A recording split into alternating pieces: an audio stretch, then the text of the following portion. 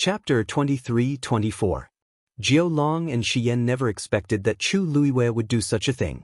She directly admitted that the two zither scores were with her and used them as leverage to threaten them so that they wouldn't dare to kill her. She was so direct that she didn't even give them any time to react. The most hateful thing was that after thinking about it carefully, they realized that Chu Luiwei wasn't so arrogant for no reason. After knowing this, even though they hated her to the core, they didn't dare to do anything to her. Since you're looking for the zither scores and I'm also looking for one, isn't it just right for us to work together? Chu Luiwei asked with a smile. Jiao Long was fuming with anger. What do you mean by just right? Shengguan Yu, do you really think we're fools? The zither scores had already recognized her as the master, so even if they found the remaining one, it would most likely end up in her hands. In this aspect, she had an absolute natural advantage. Even if they worked together and found the zither scores, it would just be a wedding dress for her. Right now, they couldn't wait to guard against her, so why would they work together with her? Chu Luiwei looked regretful and spread her hands. It seems that the two of you aren't willing. Since that's the case, then let's mind our own business and rely on our own abilities. How about it? This zither score belongs to whoever finds it first. Jiao Long and Xian looked at each other. Of course, they didn't want to agree to Chu Luiwei's suggestion. She was the master of the zither scores, so she had an advantage over them. But if they didn't agree, looking at her posture, it seemed like she was going to continue to cause trouble. And they couldn't do anything to her. After a long while, Xian gave Jiao Long a look, then looked at Chu Luiwei. Since you insist, it's not that we can't agree. But we also have a condition. Divine Envoy, please speak. Whether or not we can find the zither scores will depend on our own abilities. However, the person who brings the zither scores back to the Illusion God Palace will be the real winner. At that time, no matter what the result is, the other side can't continue to fight for it. Chu Luiwei's red lips curved slightly.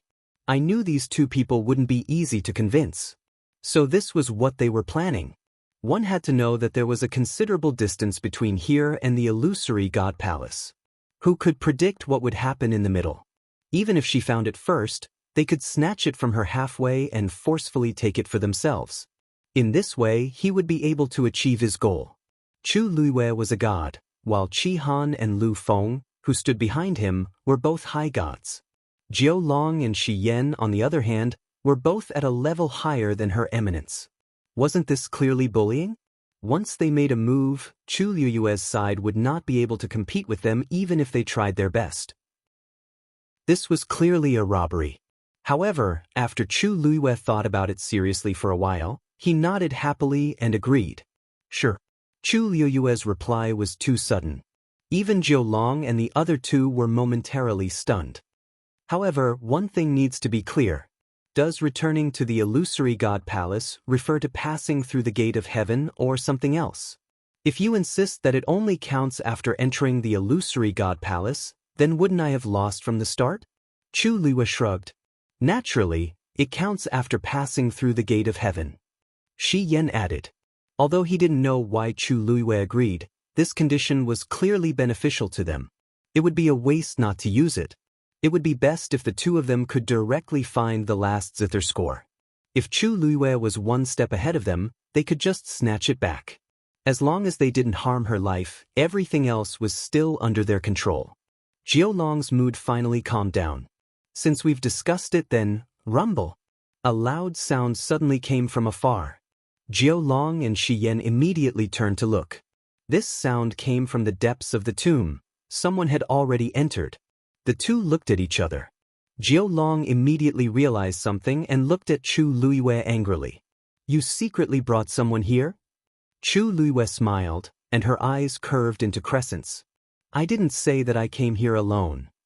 Jiao Long was so angry that her teeth were itching. She had said so much just to stall for time. Xian frowned. Forget it, now is not the time to argue with her. Let's go in and see what's going on. This commotion came so suddenly that it was definitely not something an ordinary cultivator could do. Something must have happened in the tombs of her eminence. Perhaps it has something to do with the last zither score. Jiao Long glared at Chu Luiwei. Shengguanyu, it's too early for you to be happy. The one who has the last laugh is the winner. Chu Luiwei couldn't be bothered with the two of them. She turned to Qi Han and Lu Feng. Let's go. As soon as she finished speaking, she tapped the ground with the tip of her foot, and her slender figure quickly disappeared from the spot. She went straight into the depths of the tomb. Qi Han and Lu Feng followed closely behind her. Fortunately, the two of them weren't seriously injured. Moreover, Chu Luiwei and Jiao Long had been fighting for a while, so they had rested enough and quickly followed. Jiao Long cursed under her breath and followed Shi Yan. Jiao Long and Shi Yan's cultivation level was higher than Chu Luiwei's after all. In just a few breaths' time, they had overtaken them. The two of them didn't stop and went straight in the direction of the voice. After about 15 minutes, they saw a figure in the distance. It was a young man. At this moment, his back was facing them. His clothes were whiter than snow, and he was tall and straight. He had one hand behind his back. The space in front of him was already beginning to distort and collapse, and it was constantly devouring the energy around him. Even though it was only a back view, that cold and noble aura was still not concealed in the slightest. Jiao Long frowned. Is this the person who came with Shengguanyu? Why does it look like something is wrong? He couldn't tell what was wrong, but there was an inexplicable sense of uneasiness in his heart. However, he quickly threw this feeling to the back of his mind. Who are you? How dare you team up with Shengguanyu and deceive the two of us? Jiao Long asked in a low voice. Hearing her voice, the man turned around. His handsome and devilish face seemed to be covered with a thin layer of frost. His phoenix eyes were deep and unparalleled. Jiao Long, Shi Yan, you're getting bolder. Digression, I want to eat barbecue. I'm going to be a fan. 6:00 p.m. Chapter 23-25. This question instantly caused Jiao Long and Shi Yan to be shocked on the spot. Emperor? The two of them were shocked. Their previous arrogance immediately disappeared and was replaced by deep respect. Why are you here? Jiao Long's face turned pale. What did he say to the emperor just now? No wonder he felt that something was wrong when he saw this figure. This aura. He actually didn't recognize it. Actually, Jiao Long couldn't be blamed. After so many years, the number of times he had seen the emperor could be counted on one hand. On one hand, the emperor didn't show up most of the time. On the other hand, with his and Shi Yan's seniority, they were usually quite far away from each other. They couldn't be said to be familiar with each other. Moreover, they didn't expect that the emperor would appear here. Rong Xiu looked up slightly. Three figures could be vaguely seen from afar. They were Chu Luiwei and the other two. Their strength was not as strong as Jiao Long and Shi Yan. In addition, Qi Han and Lu Feng were only in the high god realm and were injured, so their speed was even more limited. As a result, the distance between the two sides was so large in a short period of time. However, this made it convenient for Rong Xiu. This short period of time was enough for him to solve the problem of the two. Thinking of this, Rong Xiu retracted his gaze and looked at the two again. Feeling that indifferent and cold gaze on them, Jiao Long and Shi Yan felt a sense of pressure and their bodies tensed up. Didn't you already guess why I am here? He said indifferently. The two of them were stunned. After a while, they suddenly came to their senses and were shocked. Wait, what does the emperor mean? Did he really come with Chu Luiwei? But Chu Luiwei's background, when did he have contact with the emperor? Furthermore, it would appear that the relationship between them was not ordinary at all. Otherwise, Chu Luiwei wouldn't have used such a tone when he mentioned the emperor. Shi Yan suddenly thought of something and gasped. Emperor, that Shengguanyu is one of your men? He was guessing that Chu Luiwei was Rong Xiu's subordinate and nothing else. However, Rong Xiu was too lazy to correct him. He only raised his eyebrows slightly. To people, there was nothing wrong with that. Ben was his. His reaction, in the eyes of the other two, was obviously a tacit agreement. For a moment, the two of them did not know how to react. Why didn't Chu Luiwei mention such an important matter before? If she had revealed even the slightest bit, she definitely wouldn't have received that kind of treatment in the illusory god palace. Jiao Long and Shi Yan couldn't figure it out. The only thing they were clear on was that they had offended Chu Luiwei earlier, and this undoubtedly meant that they had offended the Celestial Emperor as well. Celestial Emperor, we have eyes but failed to recognize Mount Tai, which is why we offended you. Please forgive us. Jiao Long came back to his senses and quickly begged for mercy. Other than begging for mercy, he couldn't think of anything else he could do now. Previously, he had rushed over excitedly, intending to find the last zither score before Chu Luiwei. Even if he couldn't find it, it wasn't bad to get rid of the person who conspired with her first. Who knew that he would bump into this person? Wasn't this courting death? Xian saw the situation and immediately followed suit, his heart filled with uneasiness. Although they had only seen the Celestial Emperor a few times, they were very clear about the Celestial Emperor's temperament. It was definitely not to be provoked. The mistake that they had made today was enough for them to suffer a lot. Rong Xiu didn't say anything. The surroundings fell into a dead silence, as if even the air had frozen at this moment. The two of them held their breaths, as if their hearts were about to jump out of their throats. Finally, Rong Xiu spoke. Go to the illusory god Sea and receive your punishment. Without Ai's permission, you are not allowed to leave. Hearing this, Jiao Long and Xian were stunned. Celestial Emperor means, now? Rong Xiu's eyes moved slightly, and his thin scarlet lips raised into an extremely cold arc. If you can continue to stay here, it will be considered as your ability. The two of them trembled at the same time. This meant that if they didn't leave immediately, the Celestial Emperor would personally take action. Even if the two of them had the guts, they wouldn't dare to take such a risk. Wasn't this taking the initiative to throw themselves into a knife's mouth? But, Celestial Emperor, it's not that the two of us deliberately disobeyed your orders, but this time, we are here on the orders of the first divine envoy to find the last zither score. If we can't complete the mission, I'm afraid that when we return, we won't be able to explain it to the first divine envoy. Jiao Long braced himself and spoke with difficulty. If they had any other choice, they wouldn't choose to go against the Celestial Emperor. But in this situation, they really had no choice. After all, the divine envoys were from the illusory god palace. Since the first divine envoy had ordered them, they didn't dare to disobey. Although the Celestial Emperor had a noble status, under most circumstances, he wouldn't interfere in the matters of the illusory god palace. And the zither score was also an item of the illusory god palace. Logically speaking, this matter shouldn't have much to do with the Celestial Emperor. Why would he come here personally?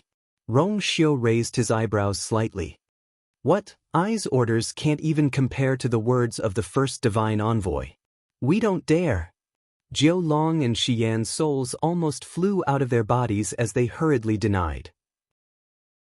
Not to mention them, even the master of the illusory god palace had to respectfully greet the Celestial Emperor when he saw him. How could they dare to say that? After weighing the pros and cons, the two of them struggled for a while before finally nodding with difficulty. We obey the Celestial Emperor's orders. But the last zither score, Rong Xiu narrowed his eyes. The zither score came from the illusory god palace, so it should return in the end. Hearing this, Jiao Long and Xian only thought that he agreed to return the last zither score to the illusory god palace after finding it. No matter what, they would be able to answer to the first divine envoy when they returned. Then, the two of us will take our leave. After saying that, seeing that Rong Xiu's expression was normal, the two of them bowed respectfully and then hurriedly turned and left. Their speed was even faster than when they came. They were afraid that if they were a step late, they would lose their lives here. After a while, the two figures quickly disappeared into the distance. At this moment, Chu Luiwei and the other two finally arrived. Seeing that only Rong Xiu was here, Chu Luiwei was stunned. Where are the two divine envoys? Chapter 23-26. Rong Xiu turned around. Who? Chu Luiwei said, the 9th and 10th divine messengers. The two of them just came here. Didn't you see them? Rong Xiu shook his head. I've been here the whole time. I didn't see anyone coming. Chu Luiwei frowned. How could she not see them? Although the two divine messengers had put some distance between her and 7 Childu Wind, She was sure that they were coming this way. She looked left and right. The surroundings were barren and desolate. There were no signs of anyone coming here. Suddenly, she focused her gaze and looked at the collapsing void not far behind Rong Xiu. This is... Rong Xiu followed her gaze and explained. The loud noise just now came from here. The last time we came here, something similar happened, but it was different. Chu Luiyue nodded slightly. She had noticed this as well. The last time, she and Rong Xiu fell into a space that suddenly collapsed, and they brought the rocks back. This time, the energy and pressure here were much stronger than in the tombs of the high gods. Although the void was constantly swallowing energy, twisting and collapsing, it was not completely overturned yet.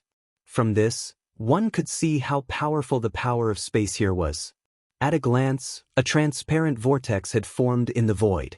It kept spinning and expanding. The surrounding energy of heaven and earth kept surging into it, gradually turning it into a black hole. It could not be seen or touched. Only the vast pressure was getting heavier and heavier, indicating the danger within. It was still rising. A faintly discernible summoning force came from the vortex. Chu Luiyue frowned slightly and walked forward. Qi Han and Lu Feng called out worriedly. Chu Luiyue raised her hand. Don't worry. I know what to do. With that, she continued to walk forward. At this moment, a piece of gravel the size of a palm suddenly rolled over from the side. It only stopped when it touched the tip of her foot. Chu Luiyue looked down. Obviously, this stone came from one of the tombstones. And it was the tomb of the high god. She bent down and picked up the stone. Suddenly, she heard a faint buzzing sound in front of her that could not be ignored. Buzz, she looked up in surprise, only to see that the vortex not far in front of her had suddenly stopped spinning. But this situation only lasted for a moment. The next moment, everything returned to normal. It didn't seem any different from before. However, Chu Luiyue's eyes widened in shock. Because there seemed to be an invisible connection between her and the vortex. This feeling was very strange. From this moment on, she could vaguely feel the changes in energy of the vortex. She was stunned for a moment, then suddenly she looked at the stone in her hand. It was just a shattered, weathered, and ordinary-looking rock. There were traces of erosion on it. If it was on the ground, no one would take a second look at it. However, this was a tombstone that belonged to a high god. At this moment, the void to her right twisted and collapsed, then quickly formed a vortex. Another stone rolled to her feet. Chu Luiyue sucked in a breath of cold air. An absurd and daring idea surfaced in her mind. It can't be, she muttered softly. Then, she bent down and picked up the second stone. Almost at the same time, the second vortex stopped spinning. Chu Luiyue's hands slowly clenched. Then, the vortex spun again, and it established that invisible connection with Chu Luiyue. Chu Luiyue was shocked. As expected, the stones here were similar to the ones she had obtained in the high god's tombstones, but in fact, they were very different. Each of them actually controlled a space. It might be an exaggeration to say that they controlled it, but it was basically the same. The surrounding energy was constantly surging toward the two vortexes, and the two stones in Chu Luiyue's hands seemed to be faintly strengthening. Although it was subtle, it could not be mistaken. Clang. Suddenly, the sound of a zither came from Chu Luiyue's dantian. The sound of the zither was bleak and cold, and it spread far and wide in this vast wilderness. Chu Luiyue frowned subconsciously. She did not do anything just now, so why did the sound of the zither suddenly appear? Suddenly, a cry of surprise came from the wind. The void over there is also starting to collapse. And there. Chu Luiyue followed his gaze. Not far behind them, 3 more vortexes quickly appeared. The vast space seemed to be divided into countless small areas, and they all started to collapse. In just a few minutes, Chu Luiyue and the others were already surrounded by several void vortexes. A few stones rolled over and stopped at Chu Luiyue's feet. Her heart raced, and the blood in her body seemed to be boiling. Her guess seemed to be correct. These stones, these tombstones of her eminence, these heroic souls that had been buried for tens of thousands of years, seemed to be awakening. Her eminence was naturally different from a high god. A high god's combat strength was in the god domain, but her eminence had completely divided this world and controlled the endless power of space. Buzz, buzz, buzz. Void vortexes appeared around them one after another. More and more stones came to Chu Liyue's side, as if they were responding to her summons. Clang, clang. Chu Liyue's glabella was boiling hot. Chapter 23-27. She touched the area between her eyebrows. It was as if there was a burning flame burning there. Her heart was beating rapidly, and the blood in her body was surging. This was her totem? Chu Liyue had known about the existence of this thing for a long time, but it had only appeared a few times when she was in a life-or-death situation. Hence, she had not been able to pay much attention to it. But now, this totem had suddenly appeared again. It was so clear. The surrounding energy of heaven and earth started to gather towards her quickly. Her aura also started to rise rapidly. Buzz buzz. Chu Liyue looked up. Above the heavens, the void was continuously distorting and collapsing. Vortexes were constantly appearing. Large pieces of rocks had already piled up beside her feet. An unparalleled amount of energy exploded, creating an extremely terrifying pressure that made it hard for people to breathe. Beside her, Lu Feng clutched her chest and sat down. She coughed a few times and wiped away the blood at the corner of her mouth.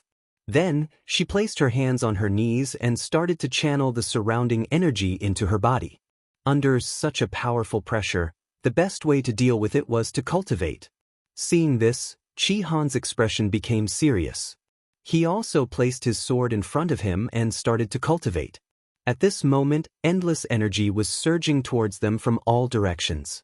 Most of it entered the collapsed void, which indirectly strengthened the power of the rocks beside Chu Liyue's feet. The remaining small portion dissipated and was swallowed by Lu Feng and Qi Han. Although the energy that the two of them occupied was only a small portion compared to the energy that was surging into the void, it was definitely an extremely vast amount for an exalted god. A faint blue glow overflowed from Lu Feng's body and quickly enveloped him. This was his godly territory. After the violent energy entered this godly territory, it was refined and became even purer. Without a doubt, this greatly increased Lu Feng's cultivation speed. Qi Han, who was beside her, made the same choice almost at the same time. A faint silver glow silently spread out and enveloped Qi Han's body. Rong Xiu's gaze turned slightly and paused on the two of them for a moment. His eyes were deep, yet calm and indifferent. In the next moment, he looked away. In fact, if there were other cultivators present, they would definitely be shocked to see Lu Feng and Qi Han's situation. After all, the two of them were only high gods. Logically speaking, their god realms should not be able to resist the terrifying might of the venerable god around them. It was even to the extent that the deity domain could not be used under such circumstances. However, from the beginning to the end, the movements of these two people were extremely smooth and natural, as if they were not hindered in the slightest. If Chu Liyue turned around to take a look, she might have sensed that something was wrong. However, all her energy was focused on the collapsing void and the gathering stones. How could she care about anything else? One after another. As more and more stones approached her, the invisible connection between her and the void vortexes around her became closer and closer. At the same time, a sense of desolation and sorrow welled up in his heart. Chu Liyue was never a sentimental person. However, as she stood here, as time slowly passed and everything around her kept changing, her state of mind seemed to be moving along uncontrollably. A wind blew, carrying the coarse gravel of the desolate wilderness. When it brushed past her face, it brought a slight stinging pain. The smell of blood in the air seemed to have thickened. The solemn and bleak sound of the zither rang out from her body and spread far and wide. There seemed to be an image that appeared in her mind, but it was not very clear. Chu Liyue raised her hand almost instinctively. Her eyes focused and seemed to have sunk into nothingness. At this moment, there seemed to be countless stars in the depths of her obsidian-like eyes. Then, her slender and white fingertips gently plucked. Clang, There were no strings under her hands, so she used the countless intersecting spaces as support to play the zither. Clang clang. Shattered tombstones stood in great numbers on the wilderness. There seemed to be a zither sound in the depths that resonated with her from afar. The palace of the illusory god. Jiao Long and Xian returned as fast as they could. After stepping into the illusory god palace, they did not care about anything else and hurried to the residence of the first divine envoy. Just as they arrived outside the courtyard and stood still, the door of the courtyard opened. Seeing this scene, Jiao Long and Xian looked at each other and saw the worry and nervousness in each other's eyes. The first divine envoy obviously knew something. This made them timid, and for a moment, they did not dare to take a step forward. "Come in and talk." A low and indifferent voice came from inside. The two did not dare to refuse and walked in nervously. Just like last time, they stopped when they were 5 steps away from the door. After respectfully cupping their fists, Jiao Long spoke after some deliberation. "First divine envoy, this time, the two of us did not do well and did not succeed in bringing back the zither score. Please punish us." "Reason?" The voice was calm and collected, without the slightest hint of surprise. "This," Jiao Long wiped the sweat from her forehead. However, Xian could not help but explain. "First divine envoy, this time we failed to return because the emperor also went to the god-slaying tomb. Also, Shanghai Yu went with him. Maybe because Shanghai Yu was the owner of the first 2 zither scores, the emperor intended to let her do it. Although we don't know why the emperor suddenly intervened, we did not dare to disobey the emperor's order, so we came back. However, the emperor promised to send the zither score to the illusory god palace after this matter is over." Jiao Long gritted her teeth and added, "In addition, the two of us have been ordered to the illusory god sea to receive punishment because we offended the emperor unintentionally. Without the emperor's order, we are not allowed to go out." In other words, after explaining to the first divine envoy, the two of them had to go to the illusory god sea.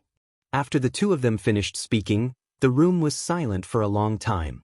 This strange silence caused the two of them to be somewhat at a loss. Just now, they did not say anything wrong, did they? No matter what, they had explained the matter clearly. If one thought about it, one would understand that this matter was not their fault.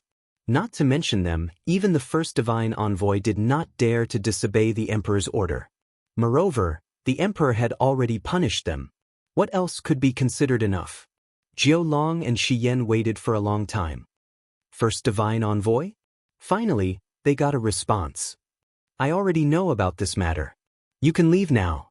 You should receive your punishment, but this matter cannot be spread." The two of them were stunned. "You mean the emperor went to the god-slaying tomb?" The voice paused. "Everything and everyone related to the zither score must be kept secret." Chapter 23-28. This was the highest secret of the illusion god palace, so it was normal for the first divine envoy to ask them to keep it a secret. Without any hesitation, the two of them immediately agreed. "Yes." If the other divine envoys ask, just say that you didn't manage to find the score and offended the emperor, so you were sent to the illusion god ocean. There's no need to mention anything else. Jiao Long paused. He could guess what the first divine envoy meant, but he wasn't sure. After a moment of hesitation, he finally asked, "First divine envoy, then? Shangguan Yu is the emperor's woman. Don't you understand the emperor's attitude?" The first divine envoy interrupted him with a cold and indifferent voice. Jiao Long was shocked and hurriedly said, "Jiao Long understands. Xian understands." That woman had been in the illusion god palace for so long, but she hadn't revealed anything. The emperor's intentions were clear. The only thing that wasn't right was probably the extra attention and care that Zhenbao Pavilion had given her. But that matter didn't arouse too many people's suspicions. After all, Chu Luiyue was a mystic master and had great talent and strength. Even if she didn't have any background, it was normal for Precious Treasure Pavilion to be willing to support her. Jiao Long and Xian had heard about this before, but they didn't take it to heart. But now that they thought about it, they realized that there was a reason for everything. It was just that if this reason were to be revealed, Who knew how many jaws would drop from shock? The two even secretly rejoiced that they hadn't interacted much with Chu Luiyue. Other than the dispute over the score in the god-slaying tomb, they hadn't offended her much. Judging from the emperor's attitude, it was clear that he valued her greatly. It wouldn't be good to provoke her. You may leave. Hearing this, the two heaved a sigh of relief and hurriedly left. After they left, the gate of the courtyard was tightly shut. In the courtyard, little Hachi was lazily resting on a chair, holding a scarlet pill in her hand. She narrowed her eyes and looked at it through the light. Jian Fengqi sat next to her with his hands on his knees. A rare hint of nervousness appeared in his charming peach blossom eyes. Did you refine this yesterday? Little Hachi asked. Jian Fengqi nodded. A total of 6 pills. They're all here. There was a jade bottle beside little Hachi. The one in her hand was the first one she had poured out. The veins on it were clear, and the medicinal fragrance was rich. This was a top-notch grand physician-level pill. Then, with a light pinch of her fingernails, the pill instantly turned into ashes. Little Hachi. Jian Fengqi's eyes widened instantly. Why did you destroy my pill? Little Hachi blinked. Didn't you ask me to help you refine the pills? This is my answer. There is no need to keep this pill. Go back and continue to work hard. Jian Fengqi's eyes twitched. It took an entire day. You managed to refine a pill of this standard in just one day? As a grand physician, aren't you a little too weak? Little Hachi's words successfully blocked Jian Fengqi's remaining words. Then, little Hachi picked up the jade bottle beside her. With a squeeze of her palm, the jade bottle, along with the pills inside, was instantly turned into ashes. Jian Fengqi suddenly stood up, his handsome features distorted for a moment. With just these, you'll never be able to break through to grand physician level in this lifetime. Little Hachi clapped her hands, took out a snow-white handkerchief, and carefully wiped her hands clean. Jian Fengqi clutched his chest and took a step back. He pointed a trembling finger at little Hachi, but he couldn't say anything. He was angry. He thought that he had suffered enough during this period of time, but he underestimated little Hachi's fighting ability. Last time, he stole a medical book from little Hachi. Although he didn't say it out loud, he was still very grateful to little Hachi. So after he finished refining this time, he specially came to ask little Hachi for help. But what awaited him was an absolutely merciless attack from all sides. Jian Fengqi regretted it for a moment. When he first got the medical book, why did he think that little Hachi was a good person?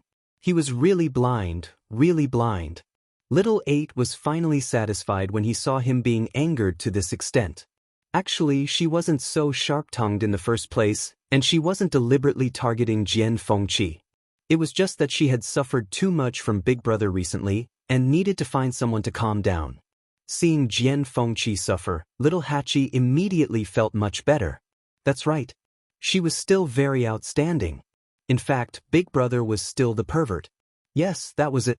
Thinking of this, little Hachi narrowed her beautiful eyes and said with a smile, seeing that you've worked hard to refine these pills, I'll say one more thing. There are 2 medicinal herbs in here, you've used the wrong ones. Of course I know what's wrong with these pills. Jian Fengqi snorted. Little Hachi was stunned and sat up. Really? Jian Fengqi pursed his lips. Isn't it just raging wintergrass and riverwood? Originally, we should use wind thousand seeds and devil's snare to replace them. Little Hachi raised her eyebrows and looked him up and down. Oh, I couldn't tell. You really know? Jian Fengqi didn't say anything. He was still distressed over the bottle of pills that little Hachi had just crushed. However, little 8 didn't mind and asked again. Since you know, why don't you change it? If these 2 medicinal herbs are used well, the level of this pill can be raised from senior doctor to senior doctor. Jian Fengqi did have some skills. Otherwise, he wouldn't have been able to compete with Chu Luiyue for so many years and still be just a hair's breadth away. This in itself was enough to show that he actually had extraordinary talent. Many times, a tyrannical opponent could often stimulate a person's potential to the greatest extent. Jian Fengqi was like this. Although he had been defeated repeatedly over the years, he had unknowingly left countless people far behind. Hearing little Hachi's question, Jian Fengqi sighed. You think I don't want to do this? But Herb Mountain doesn't have those 2 medicinal herbs. How is that possible? Little Hachi's face was full of astonishment. Although these 2 medicinal herbs were precious, they couldn't be considered top-grade rare items. Moreover, what didn't Herb Mountain have? I've asked. They did have them before, but the last batch was harvested decades ago. Although there are new ones, they're not old enough. These 2 medicinal herbs required at least 100 years of age. He had no choice but to give up. Little Hachi blinked and then stood up. Impossible. Herb Mountain has always been guarded by the 8th Oracle. How could she make such a low-level mistake? No matter what kind of heavenly treasure, when harvesting it, must not be completely seized. Instead, the foundation must be left behind. Little Hachi's heart suddenly burned with a ball of fire. Is she crazy? Chapter 23-29. The corner of Jian Fengqi's eyes twitched as he held his forehead helplessly. This person's temper was still as bad as before. In the entire illusory god palace, there were probably only a few people who dared to scold a divine envoy like this. He waved his hand and motioned for little Hachi to sit down and restrain herself. Little Hachi, lower your voice. Are you afraid that others can't hear you? Although this was their own courtyard, it couldn't stop the walls from having ears. If someone heard it and reported it to the 8th divine envoy, then little Hachi's brows furrowed. Did I say something wrong? Herb Mountain is such a large territory, and there are many kinds of herbs. How could someone have picked them all? And more than one kind. She's a divine envoy, isn't she too ridiculous? Xu Jing had always considered himself as the manager of Herb Mountain, and now it turned out like this? Seeing her huge reaction, Jian Fengqi's heart instantly felt touched. Little Hachi, I didn't expect you to be so concerned about my alchemy. Little Hachi glanced at him. Brother, don't misunderstand. I'm just worried about those herbs. Jian Fengqi. Pretend I didn't say anything. Little Hachi crossed her arms and paced back and forth in the courtyard in annoyance. She really couldn't figure out what Xu Jing was doing. The key was that in the past few years, she had imposed various restrictions on entering and leaving Herb Mountain. With just this, how could things turn out like this? Little Hachi struggled for a while and finally couldn't help but walk out. Jian Fengqi hurriedly asked, Hey, where are you going? Little Hachi was angry. To Herb Mountain. I want to see if she deliberately hid the herbs or if she really let someone use them all. Jian Fengqi was stunned. Strange, when did little Hachi become so angry? He wasn't angry himself, so why was she so angry? Seeing that little Hachi was really going out, he hurriedly stood up to stop her. Little Hachi, I think we should just forget about it. Is she the 8th Oracle? If he really let her go there so excitedly, she would definitely cause trouble. Little Hachi raised her eyebrows. What? You don't dare to go? Jian Fengqi was speechless. Was this a question of whether he dared or not? At this moment, Xi Jing also walked out of the house and headed outside. Seeing the 2 of them standing at the door, he greeted them. Yo, little Hachi, are you going to Herb Mountain again? Little Hachi nodded. That's right. How did 4th brother know? Yoshii suddenly paused and staggered. He quickly supported himself on the door and coughed. Ahem, I heard you guys talking about this just now. Does 4th brother also support me going? Little Hachi pouted and asked pitifully, 4th brother, you have no idea what Xu Jing has done to Herb Mountain. Shijingo glared at him and immediately patted his chest. Go. In this illusion god palace, where can't little Hachi go? Don't worry, with 4th brother here, no one will bully you. When 4th brother is done, I'll go find you.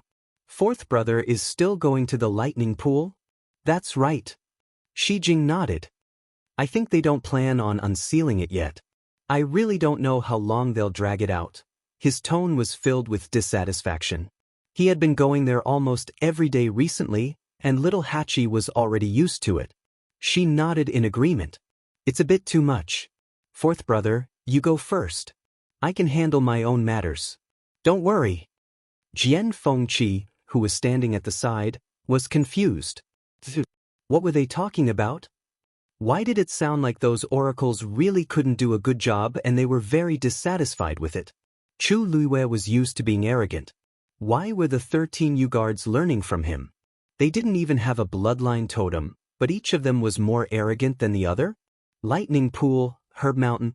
Why did it sound like it was her territory? Mitsui responded and gave her a thumbs up, praising her. Thank you for your help. Little Hachi, you're so beautiful today. 80 first smiled, then asked, what's the matter? You weren't beautiful yesterday? Mitsui immediately said with great sincerity, Little Hachi is beautiful every day. The second most beautiful woman in the world. The number one beauty was their master. This was the tacit agreement of the 13 Yu-guards. Hearing this, little 8 was indeed satisfied, and only then did he wave his little hand. Then fourth brother, goodbye. Only then did Shijing leave. After taking a few steps, Shijing lightly slapped his own mouth. Who told you to be so talkative? Who told you to be so talkative? Actually, when he was in the room, he had been thinking about the lightning pool. He didn't hear a single word of what little Hachi and Jian Fengqi said outside. When he was about to leave, he coincidentally bumped into them and a sentence came out just like that. Luckily, he managed to cover it up. Shijing took a deep breath, then quickened his pace and walked forward. With Shijing's support, little Hachi immediately became more confident and went straight to Herb Mountain. Jian Fengqi saw that he couldn't persuade her, so he could only follow her. Little Hachi looked back at him and teased. Why, aren't you worried that you'll cause a lot of trouble if you go with me? Jian Fengqi said seriously. No matter what, this matter started because of me. I can't just sit back and do nothing. Little Hachi was interested and asked. Then if I fight with Shu Jing, Jian Fengqi said without hesitation. I'll cheer for you. Little Hachi, she knew that she couldn't rely on this brother of hers. The two of them were very fast. Herb Mountain was the same as usual. People came and went, and it was very lively. When they saw little Hachi coming over, many burning gazes fell on her. At the same time, some of them glanced at Jian Fengqi with hostility. Jian Fengqi was silent for a moment. Little Hachi, I'm a little regretful. Can I go back now? Little Hachi walked forward without looking back. What are you afraid of? Let them look. It's not like you'll lose a piece of meat. Jian Fengqi. You won't, but I might. It wasn't that he hadn't been looked at by so many people at the same time, but they were usually women. It was the first time that so many men were staring at him at the same time. Young Master Jian was really panicking. Little Hachi laughed. I see that many girls are looking at you too. Jian Fengqi's looks were top-notch, and he was suave and elegant. It was normal for girls to like him. Swish! Jian Fengqi pushed open his fan and covered half of his face as he softly said, I'm sorry. Shu, don't talk nonsense. It's not good if others hear you. Little Hachi understood. I'm afraid that little Hongyu will hear me. But she's been cultivating in seclusion in her room recently. Jian Fengqi's eyebrows twitched. How do you know that she won't suddenly appear here? This was what she was best at, all right. He was busy defending himself and didn't deny the first half of the sentence. Little Hachi pursed her lips and smiled meaningfully. Forget it. Let's go see if there are any more of those two herbs. After saying that, she ran in a certain direction. Jian Fengqi said, Wait, it's not there. He had been here before and was clearly in the opposite direction. Little Hachi blinked. It's here. Digression, 13 Yu-guards, gradually recovering lost territory 600 p.m. Chapter 23:30. Jian Fengqi pointed in another direction. Wind, thousand seeds and devil's snare are usually associated with each other. They grow in damp and cold places. I've been to this herb mountain a few times. I'm sure I'm not mistaken. Little Hachi said, I didn't say you were mistaken. But didn't you say that there's none over there? Let's go somewhere else. Who knows? Jian Fengqi said helplessly, I've already asked around the entire herb mountain. There's only one place that has it. It's over there. It's not found anywhere else. Little Hachi suddenly became stubborn. But how will we know if we don't go? Jian Fengqi couldn't argue with her, so he had to say, all right then. Let's go over there and take a look. Little Hachi nodded and headed in a certain direction without hesitation. Jian Fengqi frowned slightly. Looking at Little Hachi's back, a strange feeling welled up in his heart. Why did he feel that Little Hachi didn't just pick a random direction? Instead, she had already made up her mind to go there? This thought flashed through Jian Fengqi's mind, but he quickly suppressed it. He moved his feet and followed her. The herb mountain stretched for hundreds of miles. The area was vast, and the mountain range was continuous. There were all kinds of heavenly materials and earthly treasures. It was easy to get lost in this place if one wasn't careful. But Little Hachi seemed to be very familiar with this place. She turned left and right without stopping. After walking for a while, Jian Fengqi finally couldn't help but ask, Little Hachi, how many times have you been here before? Why are you so familiar with this place? Little Hachi thought for a moment and said, not many times. But the terrain here is simple. I can remember it with a glance. What's so strange about it? Jian Fengqi, looking at Little Hachi's relaxed expression, for a moment, he doubted his brain. Was it not enough? That couldn't be right. He was a celestial physician. With so many complicated prescriptions, he could basically memorize them after reading them a few times. His memory could definitely be considered top-notch. However, after coming to Herb Mountain several times, he often felt a little confused. What was going on with Little Hachi? After thinking for a while, Jian Fengqi felt that there was only one possibility. Little Hachi's talent was indeed a little better than his. No matter what, she was now a supreme doctor. It was not surprising that she was better than him in this aspect. Thinking of this, Jian Fengqi felt much better. We're here. It was right in front. Little Hachi suddenly said. Jian Fengqi followed her line of sight and saw that behind a steep and tall mountain, there was actually a rather short and ordinary hill. The mountain was verdant and lush, and there were many medicinal herbs growing there. However, when Jian Fengqi took a closer look, he did not see Feng Qianzi and mandala. This place doesn't have it, right? He said with some uncertainty. Little Hachi did not say anything. In a flash, she arrived at the foot of the hill. A small stream flowed by. The water was so clear that the bottom could be seen. On both sides of the stream, there were clusters of lush green bellflowers that were half the height of a person. Little Hachi's body was light as she jumped over a few stones in the stream. After arriving at the other side, she stretched out her hand and brushed aside a cluster of bellflowers. Look, isn't this it? Hearing this, Jian Fengqi was stunned and hurried over. He went over to take a look. Indeed, there were clusters of Feng Qianzi growing under the bellflowers. These Feng Qianzi had no leaves. On the rhizome, there were round and round seeds in a picturesque disorder. When the wind blew, this heavy cluster of seeds swayed with the wind. A few of the seeds were blown off and scattered in the stream, flowing downstream. Because these Feng Qianzi were a light green, they were hidden very well among the bellflowers. Therefore, Jian Fengqi did not see them at first. At the rhizome of the Feng Qianzi, there were thin purple vines wrapped around it. It was mandala. They really do have them? Jian Fengqi was really shocked. More importantly, these Feng Qianzi and mandala seemed to be at least 500 years old. However, he had asked many people before, and they all said that Herb Mountain did not have any more Feng Qianzi and mandala of this age. What are you waiting for? Little Hachi raised her chin, indicating that he could take the things away. Jian Fengqi came back to his senses and took a few clusters. Looking at the herbs in his hand, Jian Fengqi could not help but look at Little Hachi again with a strange expression. Little Hachi, this place is so secluded. How did you know? Little 8 opened his mouth, but the words were stuck in his throat and he changed his mind. I already knew. Her words were a little ambiguous, but Jian Fengqi did not hear it. He just thought that she had been here before. After all, with her temperament, she was really capable of doing such a thing. However, this place is so deserted. Jian Fengqi did not delve into it and looked around. There was no one else here except for the two of them. Since Herb Mountain was fully opened, People could go in and out freely and basically go anywhere. Basically, people would set foot in every corner of Herb Mountain. However, this place was deserted, as if no one had ever been here. Little Hatchie shrugged. Who cares?